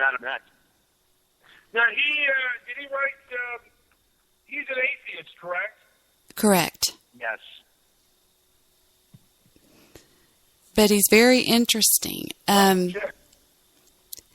wrote him But another... he does acknowledge that he could, be wrong. And he said something else that I liked.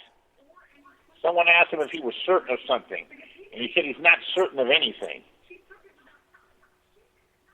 That's right. What he says is he's an evidentiary guy. He goes where his interpretation of the evidence leads him. But Debbie, you and I went to King Solomon, and he agreed that things appear that way. And I agree with Dr. Weinberg. If you just look at nature, at the universe, it is pointless. It doesn't explain itself. So, but he doesn't want to look further than that. He doesn't want to look past the universe. Right? I think it's going to be interesting if he comes on my show. Yes, Is he coming on? I didn't hear you a little bit. Is he coming? Say what happened. You had a discussion with him? You contacted him? What? I sent him an email, and then I pulled a couple of strings that I had. I played a couple of heavyweight cards, and they are contacting him. I believe since it's already Tuesday evening, they've already contacted him via email, which is what they said they were going to do. And I would say at this point, there's probably an 80% chance he'll make the show. He'll make the interview. Wow, that'll be great. Oh. Yeah. It's my way of thanking Mr. Solution for doing the show with me. And I know that I hope, Mr. Solution, you better be there. Even if you're on your deathbed, you better be there. I won't know what to ask him. you. Great way to thank me. But he's going to be on this Sunday? No. We don't have confirmation yet, but the strings that I pulled are pretty heavy. So the chances of him come... The email has been sent. The invitation is already gone. And he's already received it. So, but... wow, I hope he comes on, man. That'll be now wonderful. We sweetheart, played a lot of his clips off of YouTube. Yeah, keep your fingers crossed because the invitation went out October 14th. And the strings that I pulled were Friday before we left to go out of town. I called... Well, you might as well know. I called Victor's sister... and she's a heavyweight, and she said, not a problem. She knows a lot of ways to, she knows people that know people that know people that know people. So there you go. And I asked him, they said to be specific when I contacted him. If you get him on the show, this will be news. You would have to come on that family. I have to do what? That guy's working on the universe, okay? The universe is very mechanical, right? And I don't know why he doesn't see the organization. He says it's all random. I find that hard to comprehend. Everything is so precise. It's so super precise, yet they can't see that there has to be a designer behind this great design. I mean, doesn't that kind of baffle you, Debbie? It does me, yeah. Mm-hmm. Actually, yes. Yeah. I mean, even something as minuscule as an automobile, that's not a great work. But, you can see design in it very well. I mean, and the universe is a lot more finely tuned than any automobile. Well, I have to... construction. They told me to be specific about what we wanted to talk about, and I said we would like to discuss your views on origin of life, string theory, and or creation. Yeah. Did I do good? Oh, go ahead. I'm sorry. I just said yes. I said we would like to hear your views. You cut off, Debbie. I don't know what to do. I'm just talking. We would like to hear your views on origin of life, string theory, and creation. Oh, yeah, that's very good. Okay. Hey, Debbie, and you gotta ask him, because he believes in Big Bang cosmology. So you gotta ask him, how does the law of cause and effect and the law of inertia impact the Big Bang cosmology? You've got to ask him those two questions. Well, I actually said that my co-host... Yeah, Mr. Midnight, you back? Mm-hmm. Did you put me back on? Because I had to call through my cell phone. Yeah, I see that. Okay, I got you in. All right. All right, what did we miss? Besides everything. Goddamn Skype. Y'all got dropped on... calling you? Solution. Hey, that's... Well, you know what, Debbie? That's wonderful. I just came in to it late. I had to call by my cell phone just due to the fact that Skype is not working. So I tell him, JP, Debbie was able to contact our favorite theoretical physicist, Dr. Steven Weinberg of the University of Texas at Austin. And he's going to come on her show at some point. I don't think they've nailed down a date. But, you know, he is slated.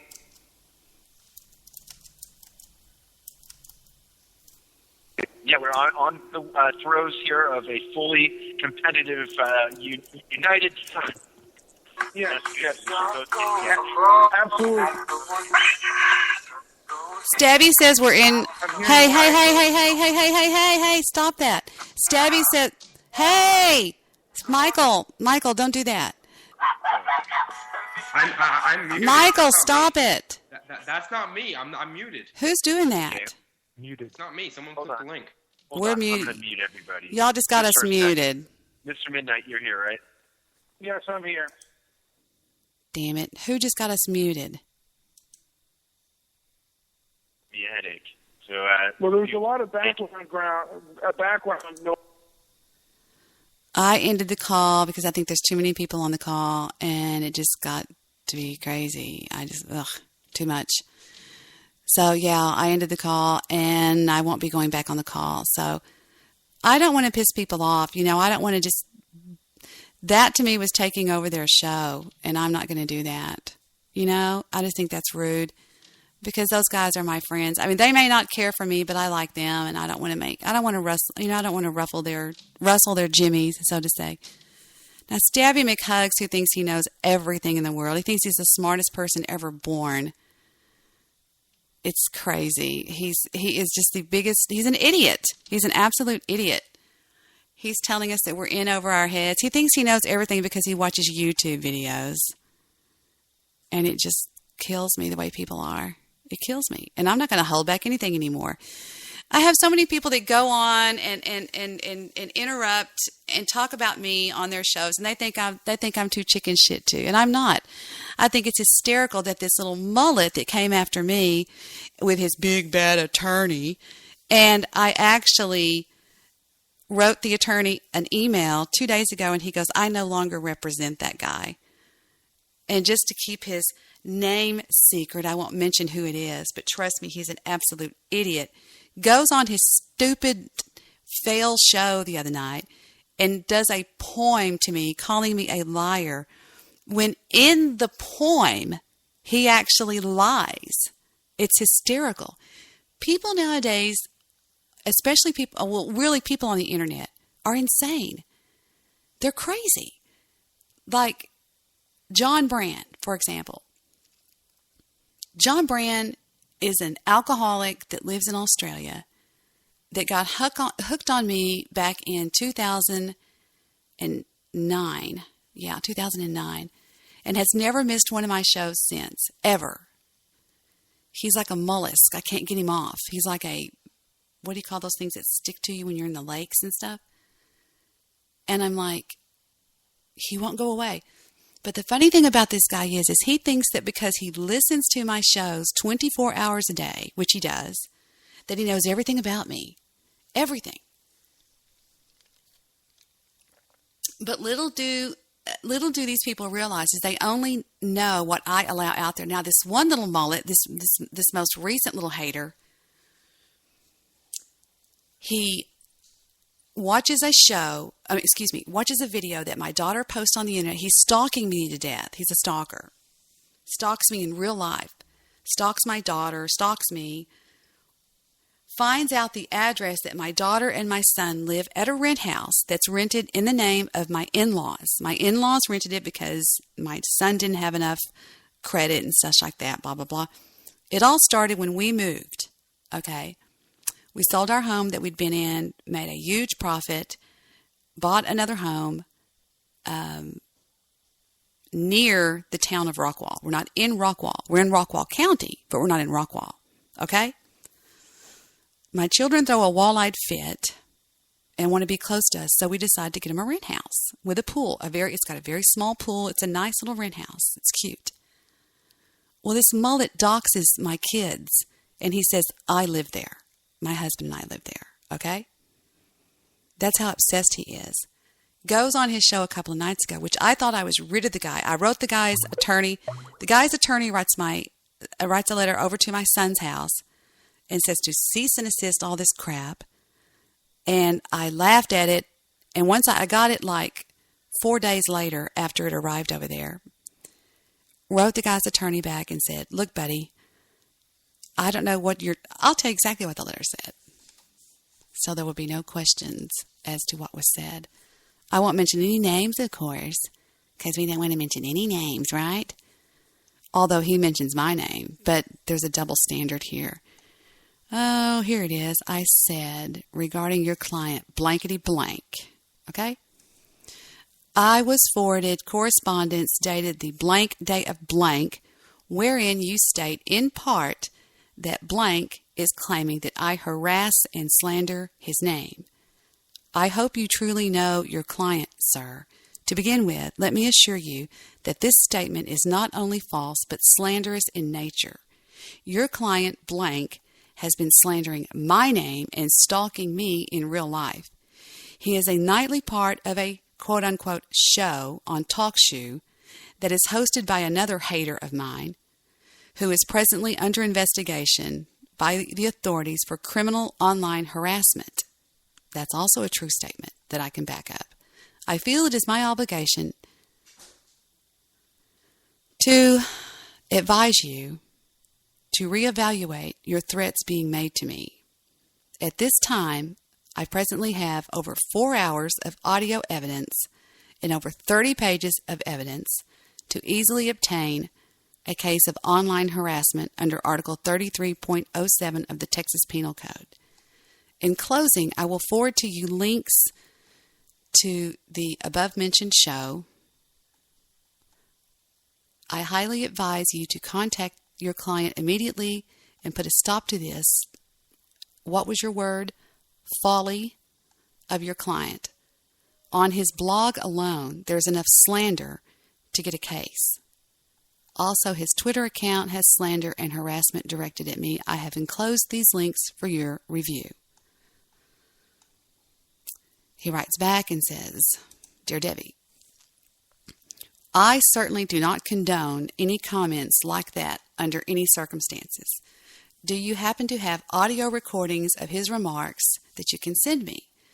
I don't want to join another website that forces me to get more junk email. And so we obliged him, sent him plenty of audio, just off the cuff. Then another letter went out just about 4 days ago to the same attorney saying, well, it looks like your client's up to it again. He's on the air talking about me again. And I sent a link to the show. He writes back, Dear Debbie, please be advised that I no longer represent blank.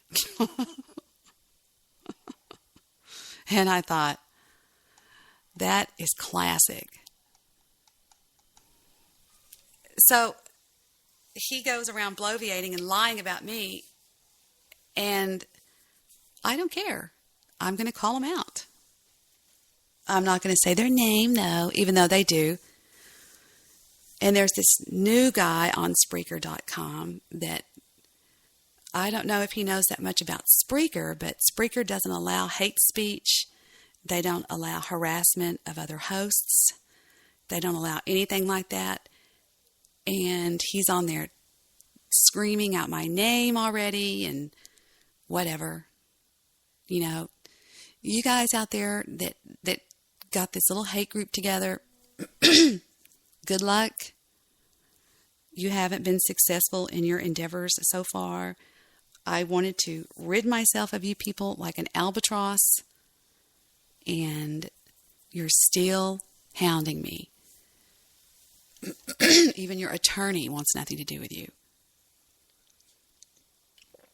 And I'm quite sure it's because your attorney that you so cleverly sicked on me took one look at what you were doing and thought, are you kidding me? How funny. So no, we haven't heard back yet from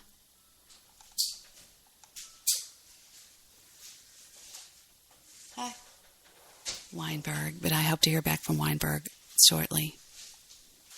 And I did pull some strings, which is good. For those of you who don't know who Steven Weinberg is, he's a big shot. He is a Nobel Peace Prize winner that I hope will be able to make the show and discuss some things with us. People are just people. It's not like he's some sort of a god or something. He puts on his pants the same way everybody else does. I mean, right, Victor? Steven Weinberg, an American theoretical physicist and Nobel laureate in physics for his contributions with Abdus Salam and Sheldon Glasgow to the unification of the weak force and electromagnet interaction between elementary particles. Huh? Can I pick them or can I pick them? What? EVPs, Victor said. So, yeah. I did an interview with David Roundtree on 3 different occasions on my show. David Roundtree, for those of you who don't know, is one of the biggest big shots in the area of quantum physics. He specializes in EVP, which is... Was that little baby? Electric voice. No, it's electronic voice phenomena. It is the theory of voices coming at us from unknown sources. EMF fields, electromagnetic fields in the middle of a room. And he was so interesting to talk to. He basically said, yeah, they're real. EVPs are real. They are there. And this guy is... They don't know where they're coming from, Victor said. Oh, and Victor.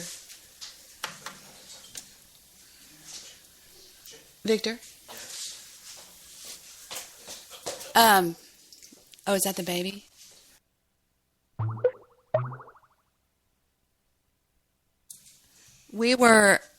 Dang it. Did I learn how to play roulette this weekend? Oh, no, just come here. I'm not even going to bait you. Come here. What game did I learn how to play really well this weekend in Vegas? Roulette. It was weird roulette because it's on a computer. Right. Computer screen, and they do something with the card. Did I win much money? Yeah, I won a lot of money. He goes, yeah, she won a lot of money. And was there a system I was using? Yeah, I don't know what it was. Remember, it had to do with... I couldn't figure it out. I didn't know. Victor goes, I couldn't figure it out. It's called the vertical street bets. And John Brand was in Mr. Midnight Movies chat room. He goes, Debbie was never in Vegas. It's all a lie. And I said, bullshit. I did a show from the hotel lobby. You still got one of those chips? Hi, Tinkles. What are you doing? He needs his nose blown. He's got a runny nose. He was out there running around. Was he? In the cold. So I've just been invaded by my lovable spouse and my daughter's little boy, who's an angel. So what are y'all doing? Having fun? Yep, he said, yep. And that's another thing. People always claim they have all this family, these sons and husbands, but you never hear them. You always hear mine. Mine are right here, trust me, every night, underneath me, all over the place. But I hear so many people say, I think it's funny when people call people liars, and I just want to stay away from those people. I'm so sick of them. Just leave me alone. If you don't like me, don't listen. It's very simple, very, very simple. There's no science to this. If you don't like me, don't listen to me. How about that? And don't concern yourself with how much money I make or where I live or what I drive or how I dress or what kind of jewelry I wear. That's none of your business. It's none of my business what you do. But people want to make my life their business, and it's none of their business. I tell people what I want them to know. I love doing my stupid little show. I don't hurt anybody with my show. I love doing my show with Mr. Solution. And I don't bother you people. Y'all people do your little shows, and I don't bother you. You come at me, and then you get mad because I fire back. I don't remember when I did that show with David Roundtree. Oh, it was the most fascinating show in the world. He talked about everything that had to do with EVP. don't remember what I did with it. It was, this is interesting. In 2010, I did a show called An Epic Talk on the Bible and Afterlife. I wonder what that was about. That was long before Mr. Solution ever came along. Here's another one called What Happens After We Die. Here's another one called Paranormal at Its Finest. I wonder what that is. Let's take a listen. To do with it's a defense mechanism against.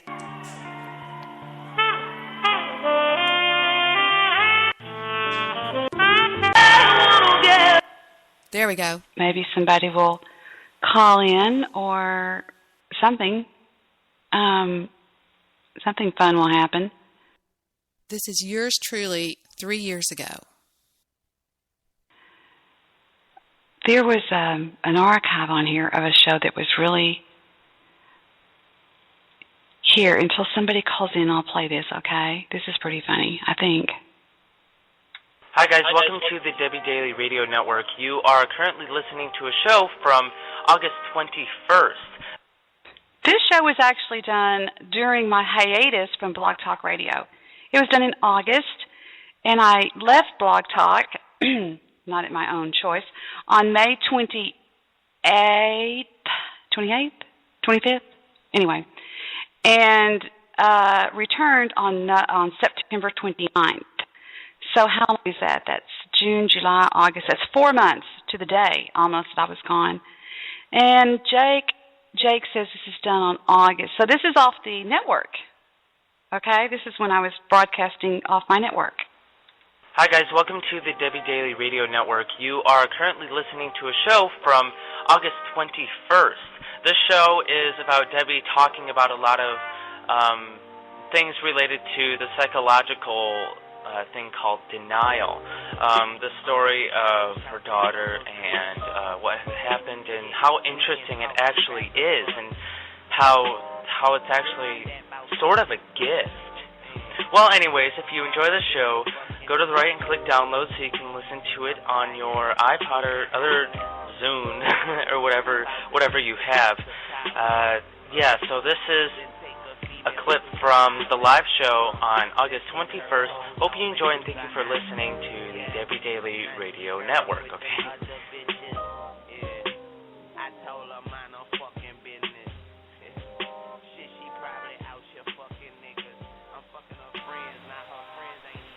Jake on angel eyes, and some people actually have a built-in mechanism, a defense mechanism that some people believe is a gift from God, which is where they automatically don't believe something has happened, and they literally wipe it out of their mind. And it is true. It's a mind phenomena that happens in your mind.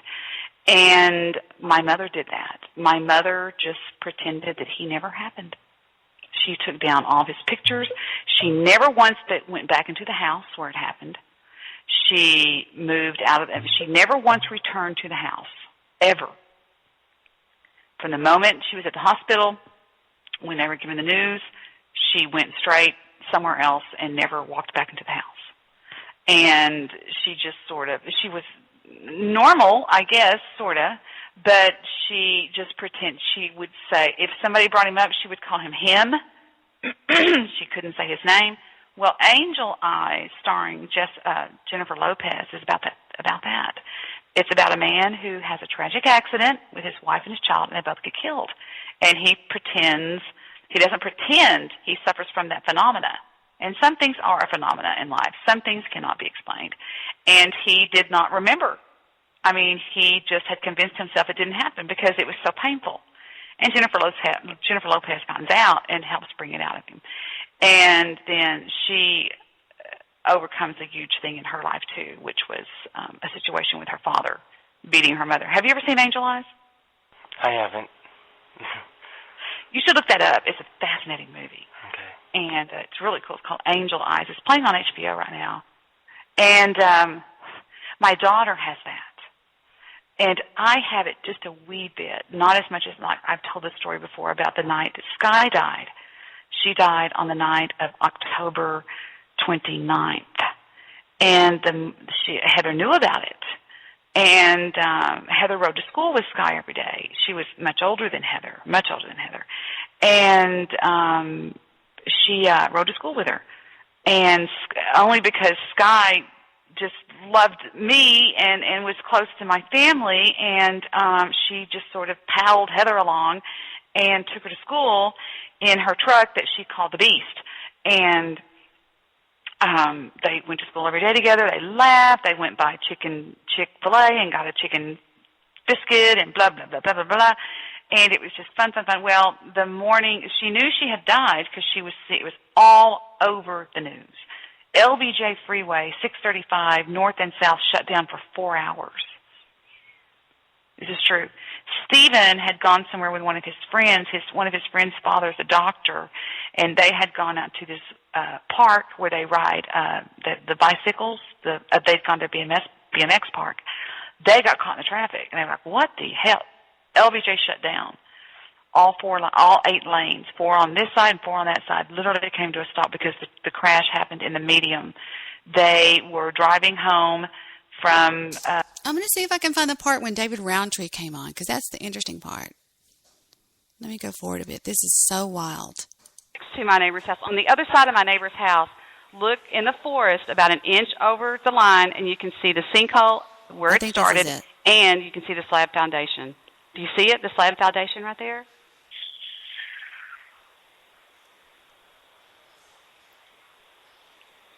And there are trees back there that have rope burn marks. Okay, remember we were talking last night about the EMF meter? Okay, and I actually experimenting with a device in his laboratory that you can speak into, and it broadcasts your voice as an EMF wave. I mean, that's pretty unbelievable. That's actually me trying to communicate with the spirit world, like, hello, is there somebody in there named Boxy? You know, and I say that because Annette's grandmother's name is Boxy. You know, is anybody over there named so-and-so, and call out names, you know? And from what I think, where we're headed for, we are going to be of an unbelievable intelligence level, and our... See, when I first went on Blog Talk Radio, I was in the paranormal genre, and I did a lot of work with paranormal things. It was really fun, and I haven't lost that. I just don't talk about it anymore. I was one of the most sought-after intuitives. Some people call them a psychic. Well, I've told y'all I've done some readings on Spreaker before. Then I went to just being straight advice. It was pretty popular too, just an advice call-in line. And this is all from 2010. This says advice call with me and callers. This was January of 2010. I am. The year we got married, it was New Year's Eve. And we always... And he talked how about... does he feel about Mom? And I was attracted to him.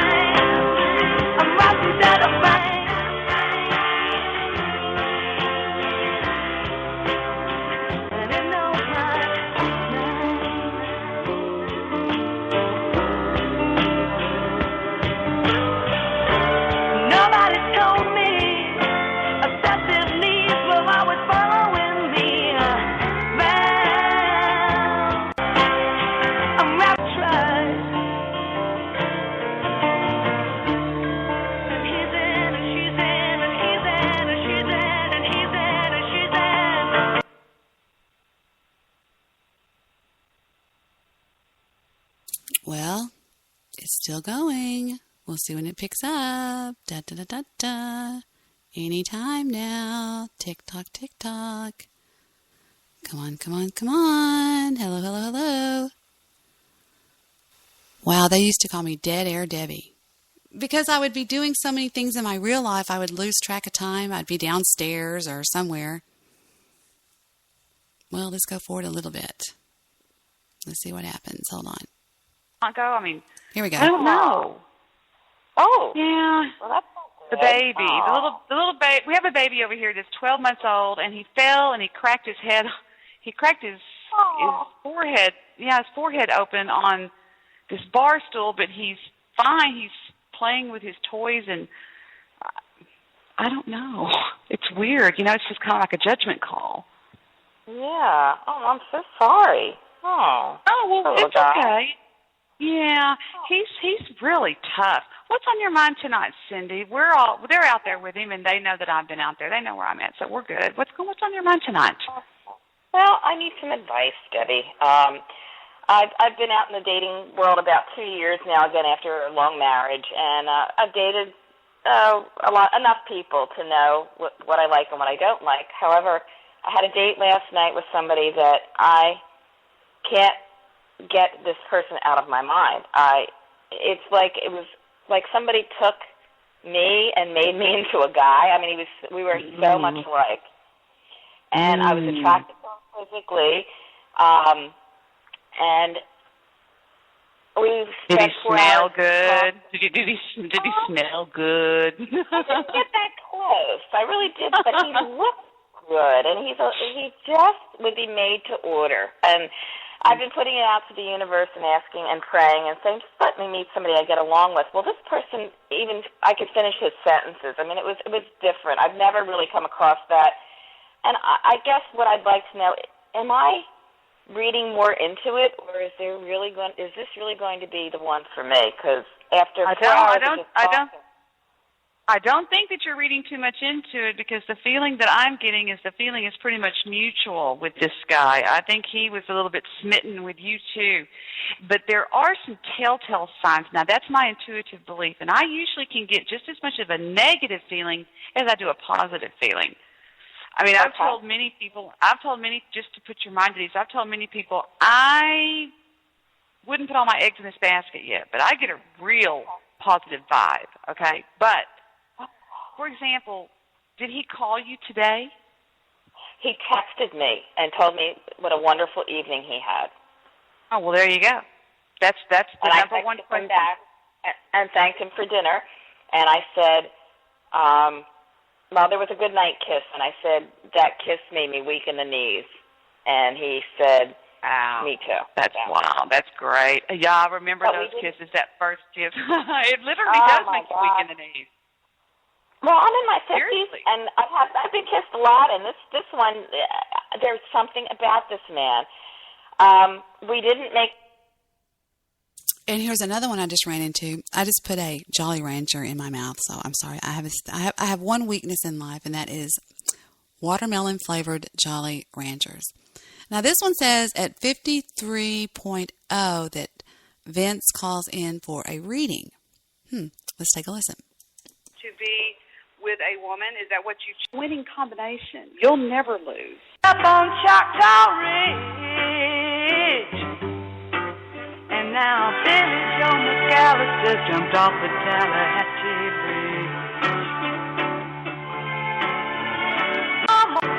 Bridge. Problem. I don't have a problem, but I would like some intuitive advice. Vince was a big shot on Blog Talk Radio. He had one of the #1 nighttime shows, and he calls in for a reading. Or, well, not a reading, but just advice, reading, whatever you want to call it. Ooh, listen to it. I'm so glad you called. Yeah, no, I know how it is. Sometimes you just need that first call to get it kicked off, and then it just snowballs from there. But yeah, it's Those a new of you year. that don't know, this is Goofy Bone from Blog Talk Radio. No, I'm joking. This is Vincent the Bay. Yeah, people mix this up a lot. We're from the same area. We kind of have the same accent.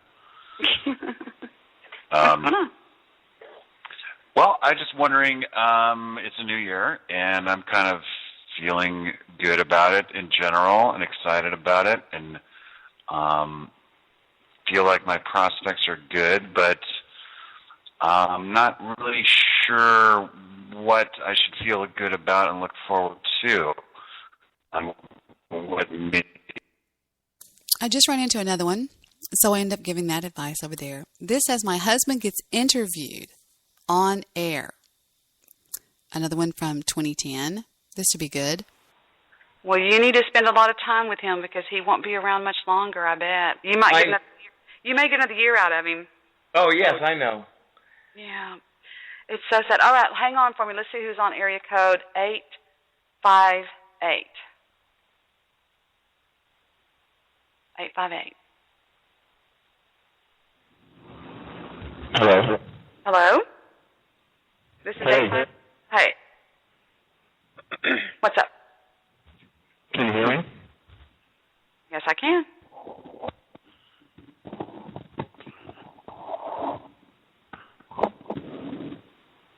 Are you going to speak? This is Debbie. Say something, 858. Debbie, I'm sorry, you're cutting in and out of me. Can you hear me? I can hear you just fine. Hey, okay. Hey, how you doing? You know who I'm this all right. is? I don't know. Let me see. Talk a little bit more. Maybe I can guess. Well, you're a psychic, right? You're a Oh, medium? I know Or who a this psychic? is, you piece of shit. I was on the phone. A piece of shit. That's not very nice. This is Ghost Hunters Radio. Not Ghost Hunters Radio, that bull crap. Or Spook Hunters Radio? Is that it? I'm not Spook my Hunters, cat. there you go. Yay, Spook Hunters Radio. How are you doing? What's going on with you? I'm not much. I was just, drinking here in my, studio, and I figured I'd look at Blog Talk, and I saw that you were on, and I was just wondering, I still have that challenge out there. If you can, guess the secret word, I've got $5,000 for you. Have you had any contact by my grandfather or anything? I'll do for better secret than word? that. I have a new machine that I bet can do it. Watch this. Okay? I'm going to ask you. What? I swear to God. This was another radio station that was calling us. It was so funny. And I believe this is the guy that ends up wanting to talk to my husband. Let's take a listen. It's the network. I mean, it's got to be the network because it doesn't archive. She just opened the other thing. She just opened it. I just heard myself in the... Thundering where you are? No, I'm sorry. I burped. I tried to go away from the mic. I'm sorry. Like I said, this is like, what, 6 or 7? I actually, let me introduce you to somebody real quick. Come to the mic real quick. In the studio, I still have my intern here, who is Drew. His name is Drew. Say hi, Drew. Hi, Drew. Hi, Drew. Hi, everybody's a comedian. Have you ever had a reading from a medium or a psychic? No, I've never had one. He's never had one. Do you believe that people can communicate with dead people? I believe people believe they can communicate with people. All right. I've never experienced anything. I feel so sorry for you guys. Oh, okay, MS well, Ghost. you said Where's earlier... MS Ghost? Where's MS Ghost when I need her? Go ahead, baby. I'm listening. Listen, I love when you call me baby. I really like that a lot. All right. Go ahead. I'm listening. God, you have a sexy voice, and I'm sorry you're married, right? Oh, so what? He he's fine. Fuck yeah! I'm high-fiving Drew like crazy. These guys must not hang around very much. Victor, it's not that Victor doesn't care. Victor knows I'm not going to go anywhere. Victory for me. But no, listen. All right. Is it, okay, I know you can't communicate with the other side with somebody I'm looking for because they're all sinners. And this was after Moses and the 10 Commandments and all that bullshit. And he just said, okay, here's what we'll do. To be a preacher. I am not a preacher. I do not speak the word. I do not teach the word well. And wife, the beautiful Debbie Daly, she is a medium, right? Mm-hmm. Or she talks to dead people? Do you believe in that stuff, or do you think it's a little crazy too? I used to think it was a little strange, but then once I got around to knowing what it's more like, then I believe it. Have you? What has changed your mind about it? Like what Things I've witnessed, things I've seen. Just like what? Like her head spin around? No, just like I'll be having my recorder out and recording something, and then all of a sudden play it back, and it's got certain information that no one else in the world knows. You're talking about the EVP kind of things, right? Yeah. That is there something like not too personal you could share? Like what has changed your total mind? Said, oh my God, there's no way anybody could have known, and it showed up on this videotape. Because that's what I'm looking for. There's this one word that when my grandfather died, it's about 3 years ago now. Okay, about a week ago, here in my new home, we experienced an EVP of somebody that was very dear to me, very close to me, almost a sister to me. And she was in my wedding, and I had my Audacity recording one night, and I had left the mic on. No, it was on one of my shows. Well, I don't remember now. Anyway, so I listened to it, and I thought, there's no way that's her, because she's not dead. And I ended up calling the other sister that was my best friend all my life, and she had passed away. Now, there's no way she could have known, nobody could have known that we used to eat waffles all the time together, okay? And listen to this EVP as it repeats itself. And it repeats over and over again.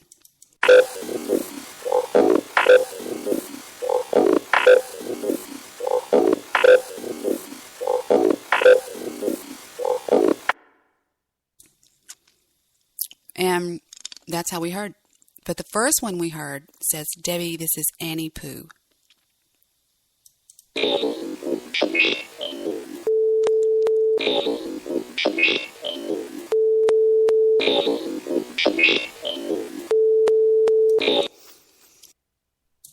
They really weren't cut for other people to hear, so I don't know if you know what you're listening for. Here's another one that says, Debbie, I love you.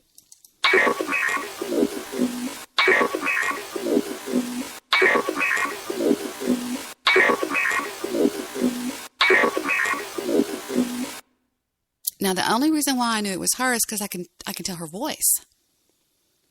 She used to draw out her words at the end. I hear, Debbie, I love you. Debbie, I love you. That's the way she talked all the time.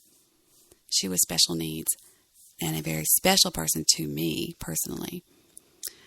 And those are the three that we caught just accidentally that night, which to me really pushed Victor into believing because, and I'll tell you why, because even if you don't believe in God and the Bible being real or anything like that, it's a situation to where if you experience EVP, then you will know that there's something on the other side. And actually David Roundtree ends up saying on my show, I said, will you admit live on my show that there is life after death? And he says, without a doubt. For 30 years, David Roundtree has been studying life after death. And he was a non-believer. He was a debunker. And Victor has just sent me a text message telling me this is where the show is. Is that in outer space that a wormhole? Is that like, and I'm going to talk from, like I've told you before, a very layman's point of view, okay? Right. That is where, for lack of a better explanation, like a conduit to a different dimension, is that right? No, it doesn't have to be that at all. It is a conduit.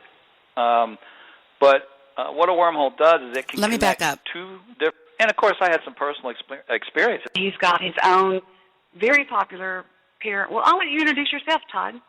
Mr. Hi, E. David. I'm Mr. E. I'm the host of Mr. E's Strange Visitors.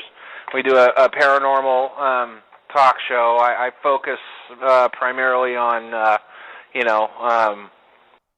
Mr. E was simulcasting with me because he wanted to have David Roundtree too, and he's a good friend of mine. His name's Todd Anderson.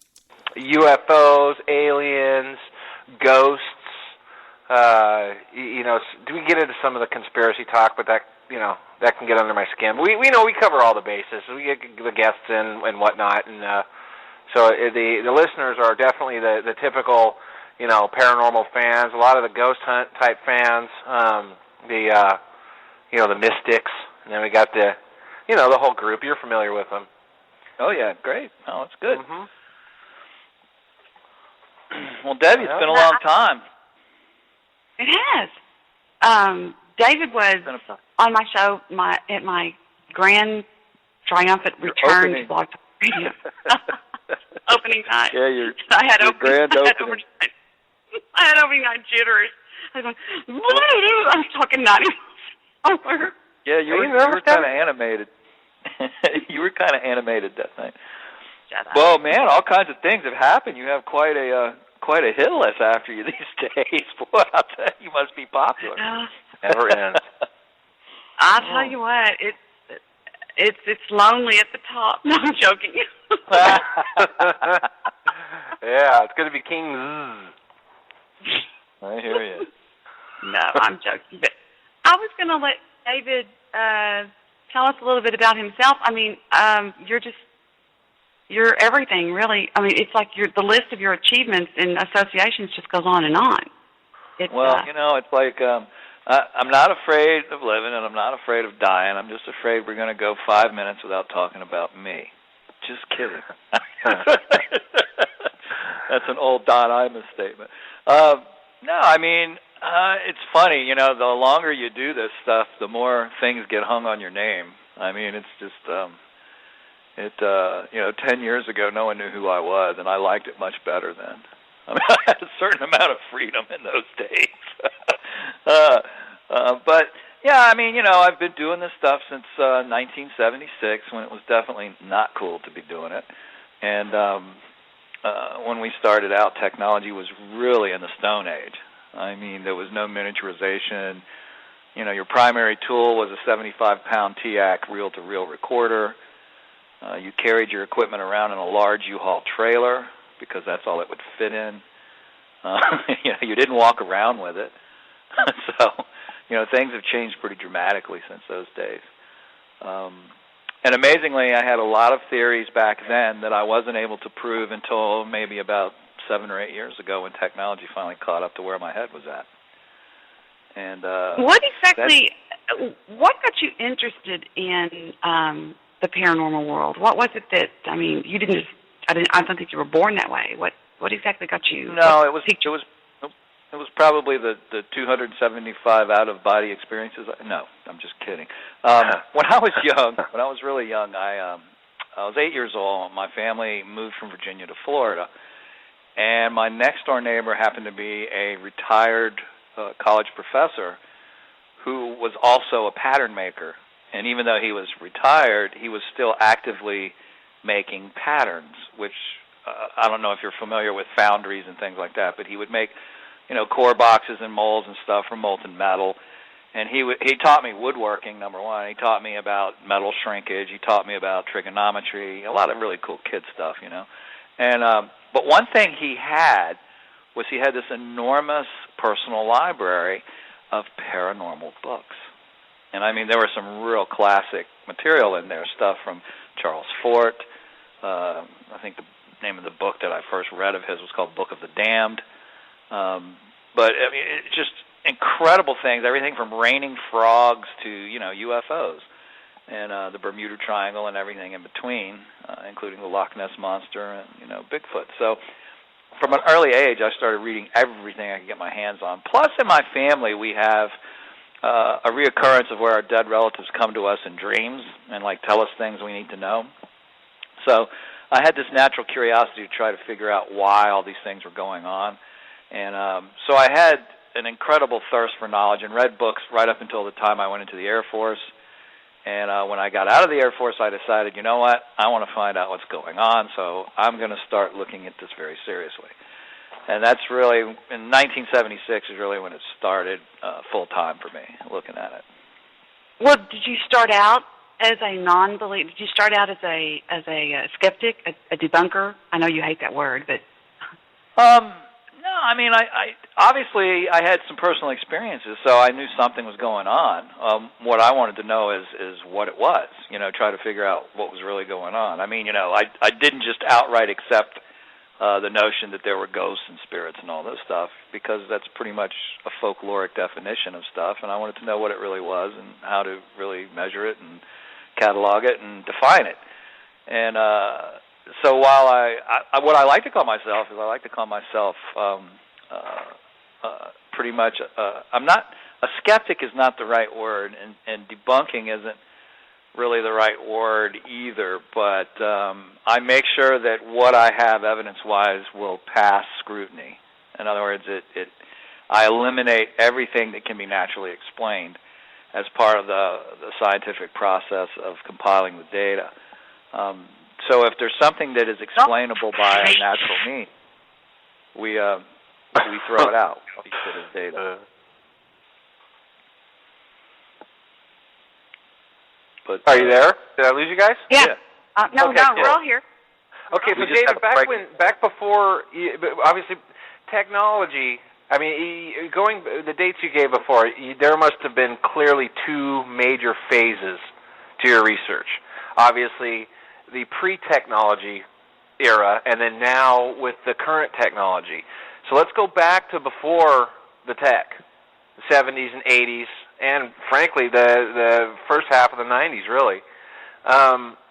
Did you want this stuff to be real when you first started researching it, and that's what kind of got you hooked into the whole folklore of it?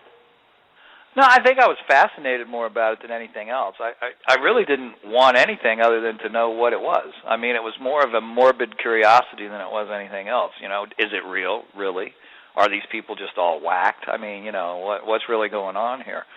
And, of course, I had some personal experiences that I couldn't explain. For example, having my dead grandfather come to me in a dream and give me information about something that I couldn't find and ended up finding it exactly where he told me it was. And other people in my family having very similar experiences historically, you know, in our family. So I had certain personal experiences that were difficult to explain that I wanted to try to understand as well. So I think curiosity was really the motivating fact behind it. It wasn't like I believed it like in the traditional sense of the word belief. It's like I knew something was going on because I obviously experienced something. What I wanted to know is what it really was. What was it? Just a triggering of my subconscious? Was it something else? I mean, you know, what was it? And that's really kind of what led me into looking at it very seriously and doing a lot of experimentation and research. And from that point on, I mean, even in the early stages of technology, I mean, we were getting EVPs. Of course, they weren't called that then. They were called wrought-out voices back then, named after the famous researcher who worked with Jurgensen. But they were called. What kind of devices were these? What kind of recordings and devices were these early EVPs showing up on? Well, I was using a TAC A4010S reel-to-reel recorder. Weighed about 70 pounds, very large. The old half-inch or one-inch tape.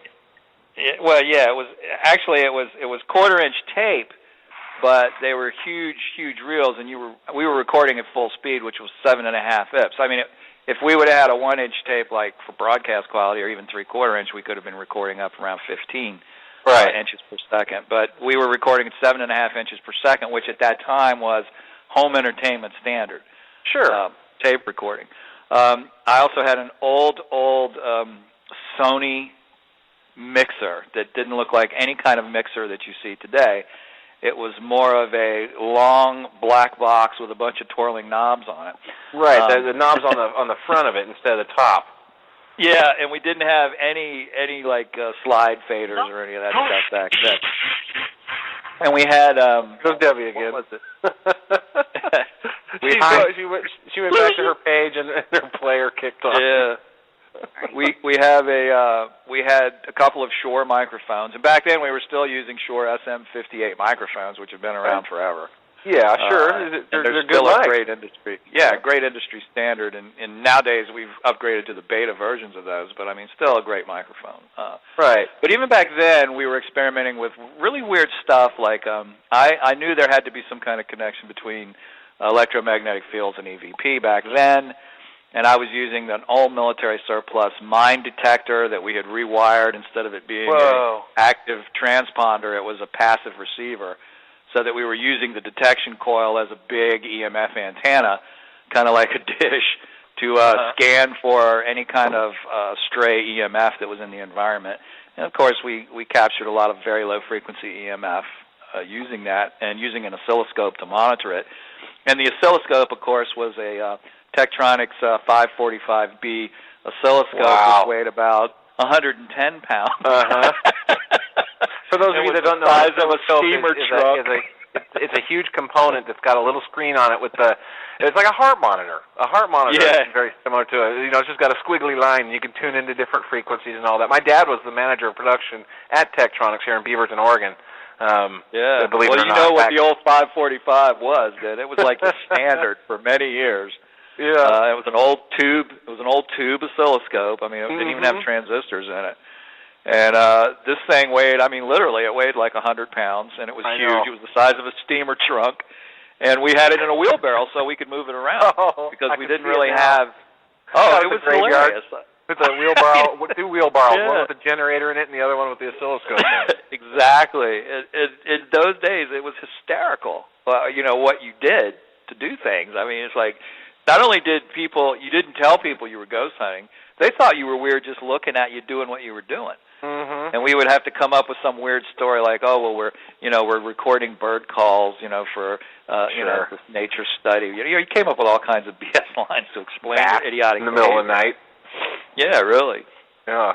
But one of the things we did a bell jar experiment in which we took a bell jar, we put a microphone inside of it, hooked it up to a recorder, and then vacated all the air out of the chamber and created a near vacuum, and we still recorded EVP, which told us for sure that it wasn't sound.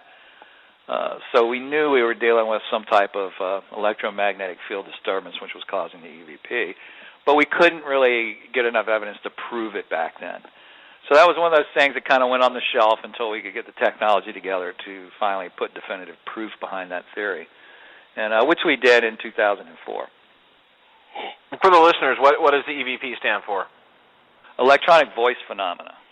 And there's two kinds of phenomena that we encounter in the paranormal field in investigating. You have electronic voice phenomena, which is, as indicated, an electronically generated voice that is the result of an emerging electromagnetic field stimulating the voice coil of a microphone. And you don't even need a diaphragm in the mic. You can literally cut the diaphragm out and just use the voice coil, and you can record the EVP perfectly well because these are from the magnetic fields, not from vibrating air. Right. Because when we hear each other talk, we're actually hearing the air vibrate inside of our eardrum. These electronic recordings. That's right. Yeah. These are coming on these electronic voice recordings that they're picking up. They hear them later. They hear them when they listen to the playback. They might not even hear it in real life. They hear it.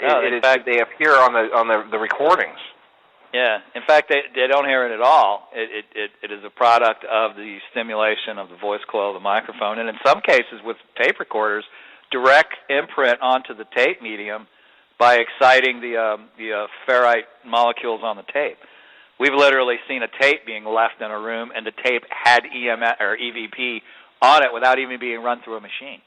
Wow! Like the EVP was ingrained on it by the EMF fluctuating on the field in an area. Now, it was terrible quality, but there was no reason in the world for that to be on the tape. In other words, there was nothing that could have generated. It was a blank tape, still in the box, still sealed, pulled it out, put it into the machine, turned on the machine to test it, and there was a voice on it. Now, the trick is, and what we said is, hey, somebody, at the factory at BSAF, was playing a trick on us, and they put the voice on there, and that's what it was. And so we never really claimed it as evidence, but I believe to this day that was an EVP, just from the nature of what it sounded like and the content of it and stuff. So, but we couldn't prove it. Again, can't prove it. So it was something that was discovered without proper control. Back then, that stuff was a lot more scary than it is now. I mean, nowadays it's commonplace. I think that the average person expects there to be spirits or ghosts or whatever, and we've been kind of desensitized. I would imagine if it happens in a dark, creepy building or whatever in the middle of a kegger or something, I mean, I would imagine kids would still get freaked out. But back then, I mean, that was like some skin-crawling stuff that would go down. Oh, yeah, and it's funny because I've seen the popularity of this rise and fall several times over the years. I mean, and it all had to do with media. It had to do with TV shows that were associated with. I mean, if you remember, there was a show in the late 70s called In Search Of that came out, and there was a great surge in interest in the paranormal when that show came out. And because of that, it opened a few doors and made some things a lot easier for a time period. And then it kind of all went away again. And then in the middle 80s, there was a resurgence of these shows like, Deborah Harry was on it one time, like Creep Show one, and some of these movies and stuff that came out. So there was another resurgence of like interest into the paranormal for a while, and then there was the whole New Age movement that came out of that. When the comedies too, with Ghostbusters. Oh yeah, Ghostbusters and all that stuff started coming out. So there was a whole new level again, and then it died down again, and then of course, after 2001, it started all up again with the current genre of the reality shows. Yeah, and this time it's kind of been a much bigger phenomena, and it's opened up a lot more doors for serious research. Although a lot of people now have some incorrect preconceived notions about what goes on in the field as far as research goes. And I try to explain to people that there's a difference between ghost hunters and paranormal researchers. Right. And it's a lot of ghost hunters are like they're hobby people. They're like people that are weekend warriors. They've watched some shows on TV. They've done some reading. They've purchased some gear, and they're kind of going through the motions of what they see on TV and what they've been exposed to.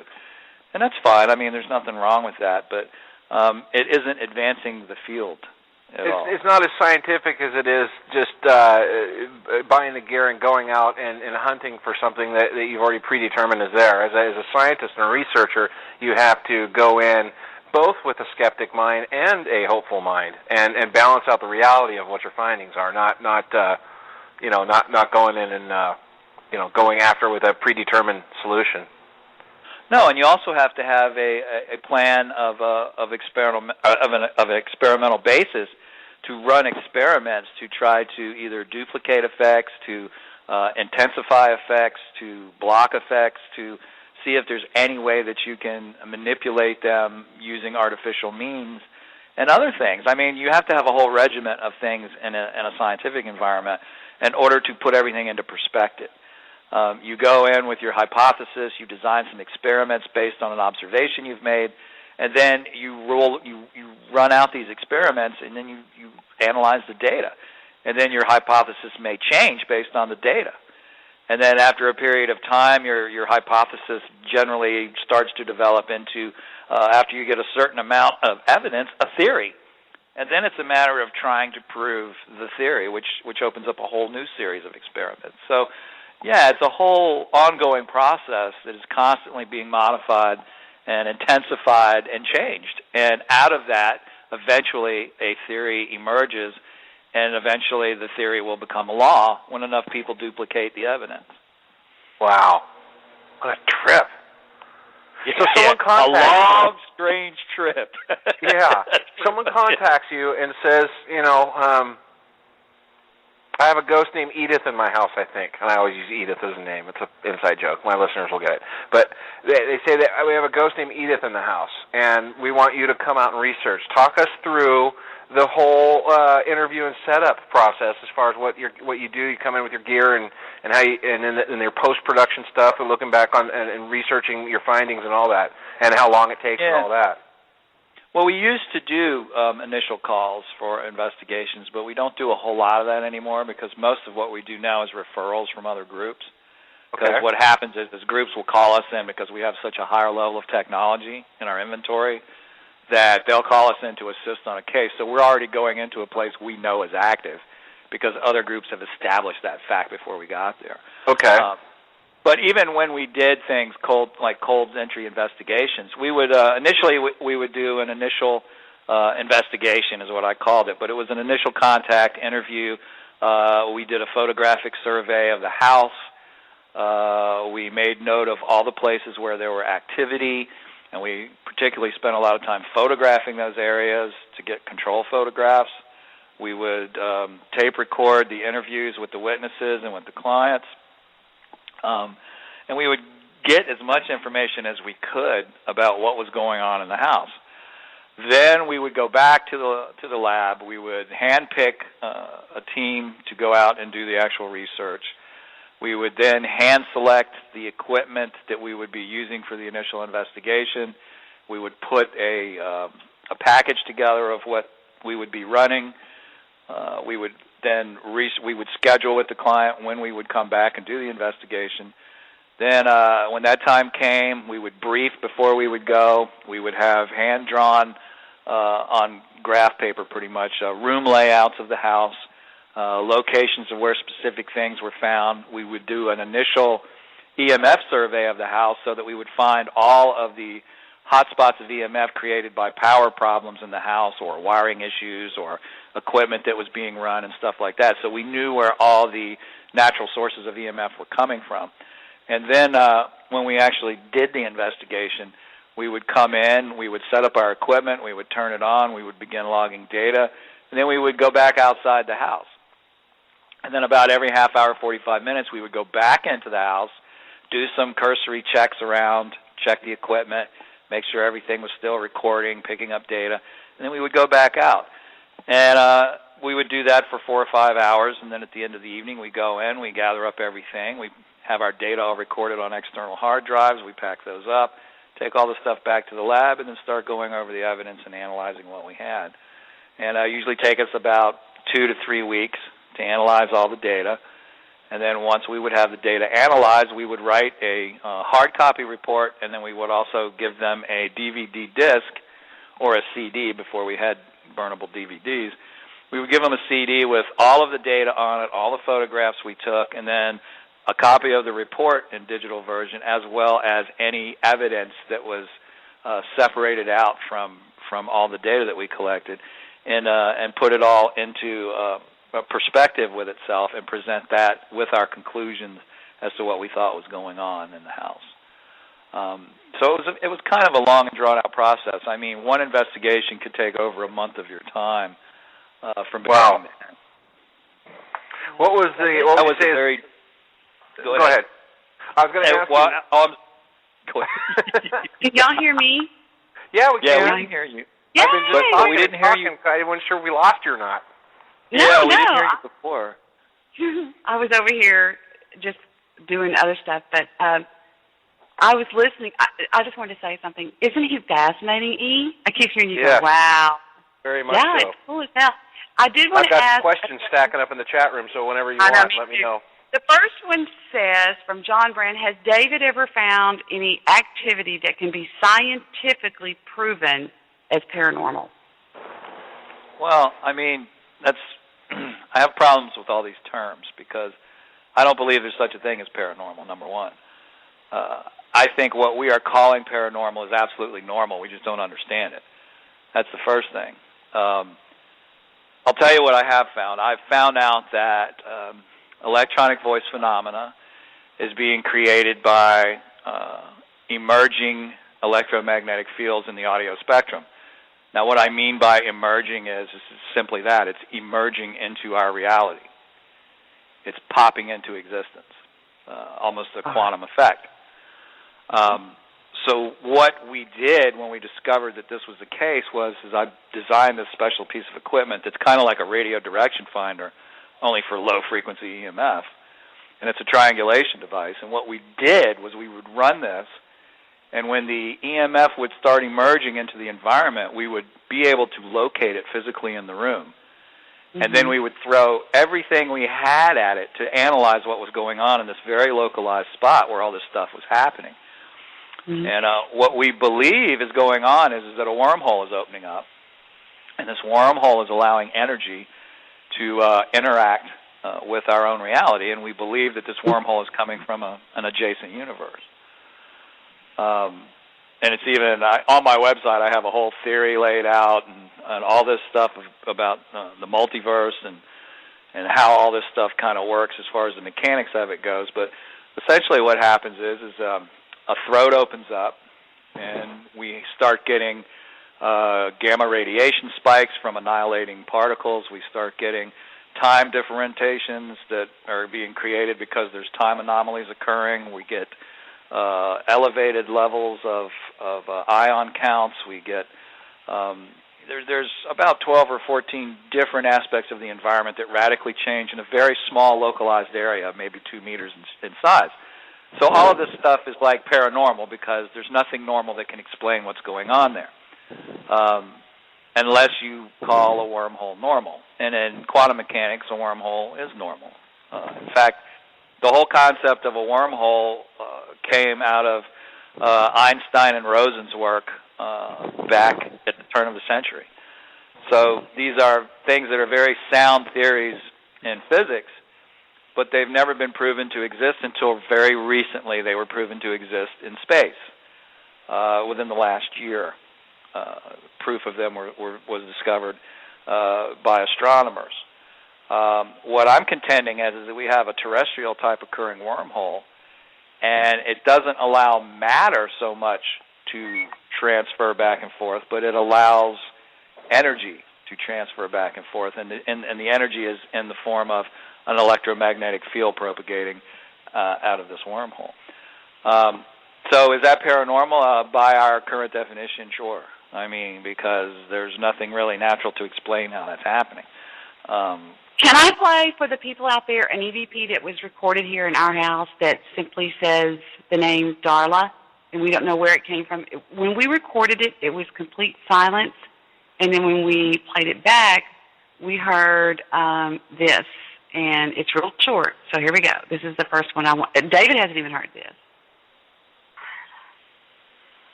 And I'm going to turn that up real loud, and I'm going to play that again. And here we go.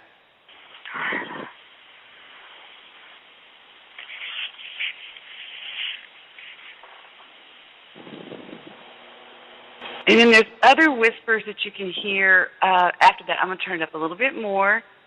And it's right at the very first you hear Darla. Okay, here we go. Oh, yeah. And then you hear whispering or something. No, it's not me. I'll swear to God, it's not me. I mean, why would I do that? I wouldn't fake it. I mean, it's ridiculous. Okay, one more time. There's whispers after it, too. Here we go.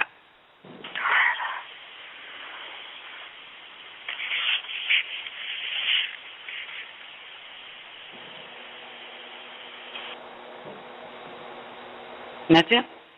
That's just, well, that's one I have on here. I have several, but... So how about that? Did you hear that?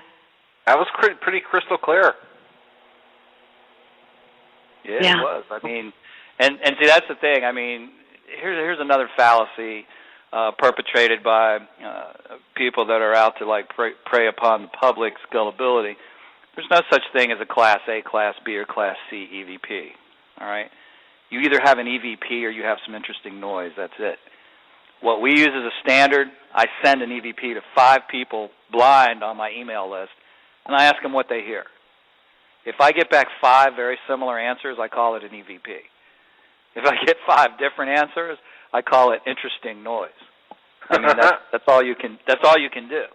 An EVP should be something that you play to 100 people, and all 100 people hear something very similar when they listen to it.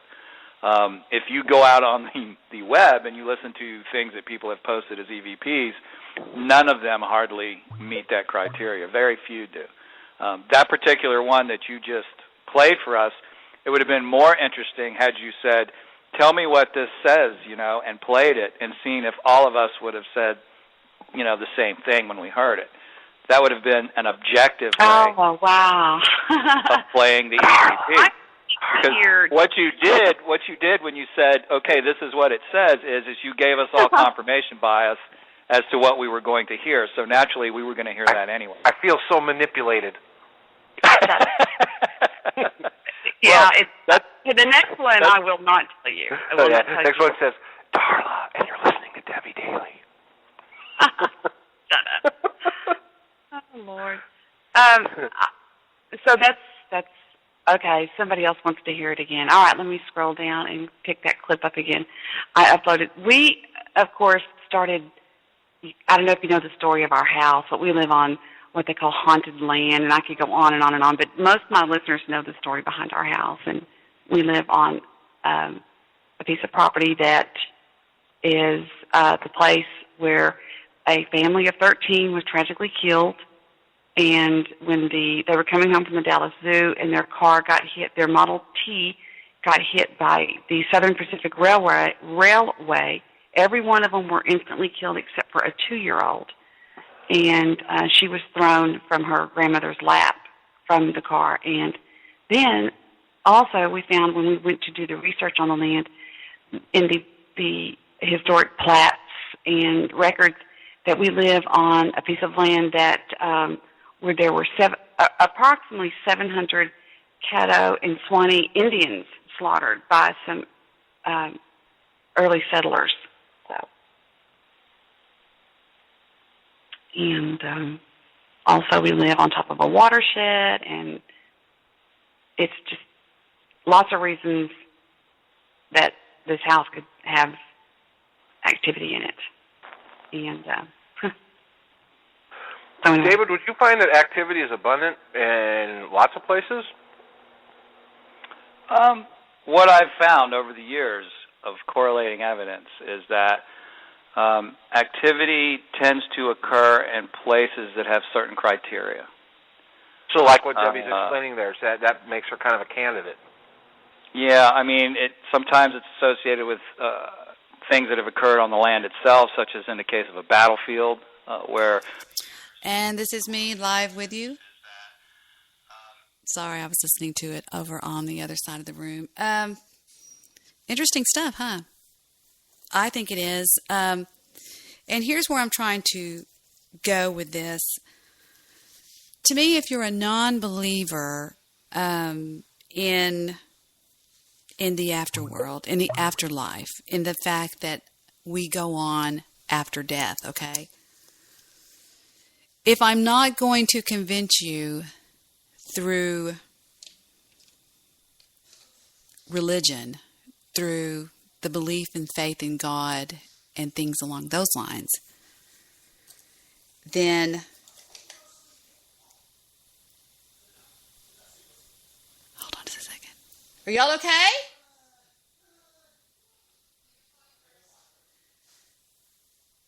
My whole family's out there having like a crazy funny party or something. They're out there laughing and having a ball. I'm going to catch you on the paranormal end. I don't mess around. If I'm going to do something, I do it top notch. This guy, you can research him on the web. His name is David Roundtree, but take the D out of it. It's Rontree. He is, like I said, he has a degree in quantum physics.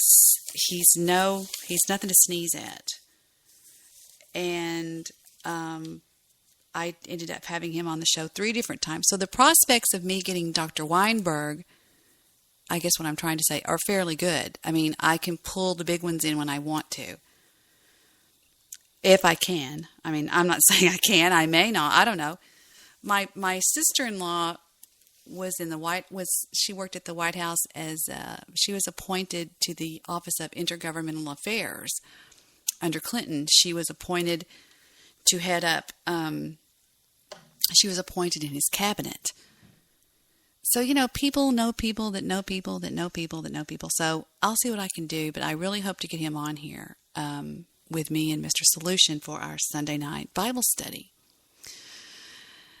I haven't been over to Spreaker.com for I don't know how long, maybe an hour. I don't even know how much time I have left on my broadcast, but here's what I will do. If you guys are interested in what we were listening to, which that hasn't been played in forever on my show anywhere, I will let that run tomorrow night. How about that? Yeah, I've got about 15 minutes left. I think I'm going to go ahead and kill it. Josh Peterson, I may be a good host, but you are a good chat room chatter. Shouts out to Apocalypse, my boss, Deshaun Porter, my internet boyfriend, Bird of Paradise, a real sweet person that I haven't got to know yet, I don't believe. Exact FM Radio, and let me see, about 500 other people, no, I'm joking, in the chat room.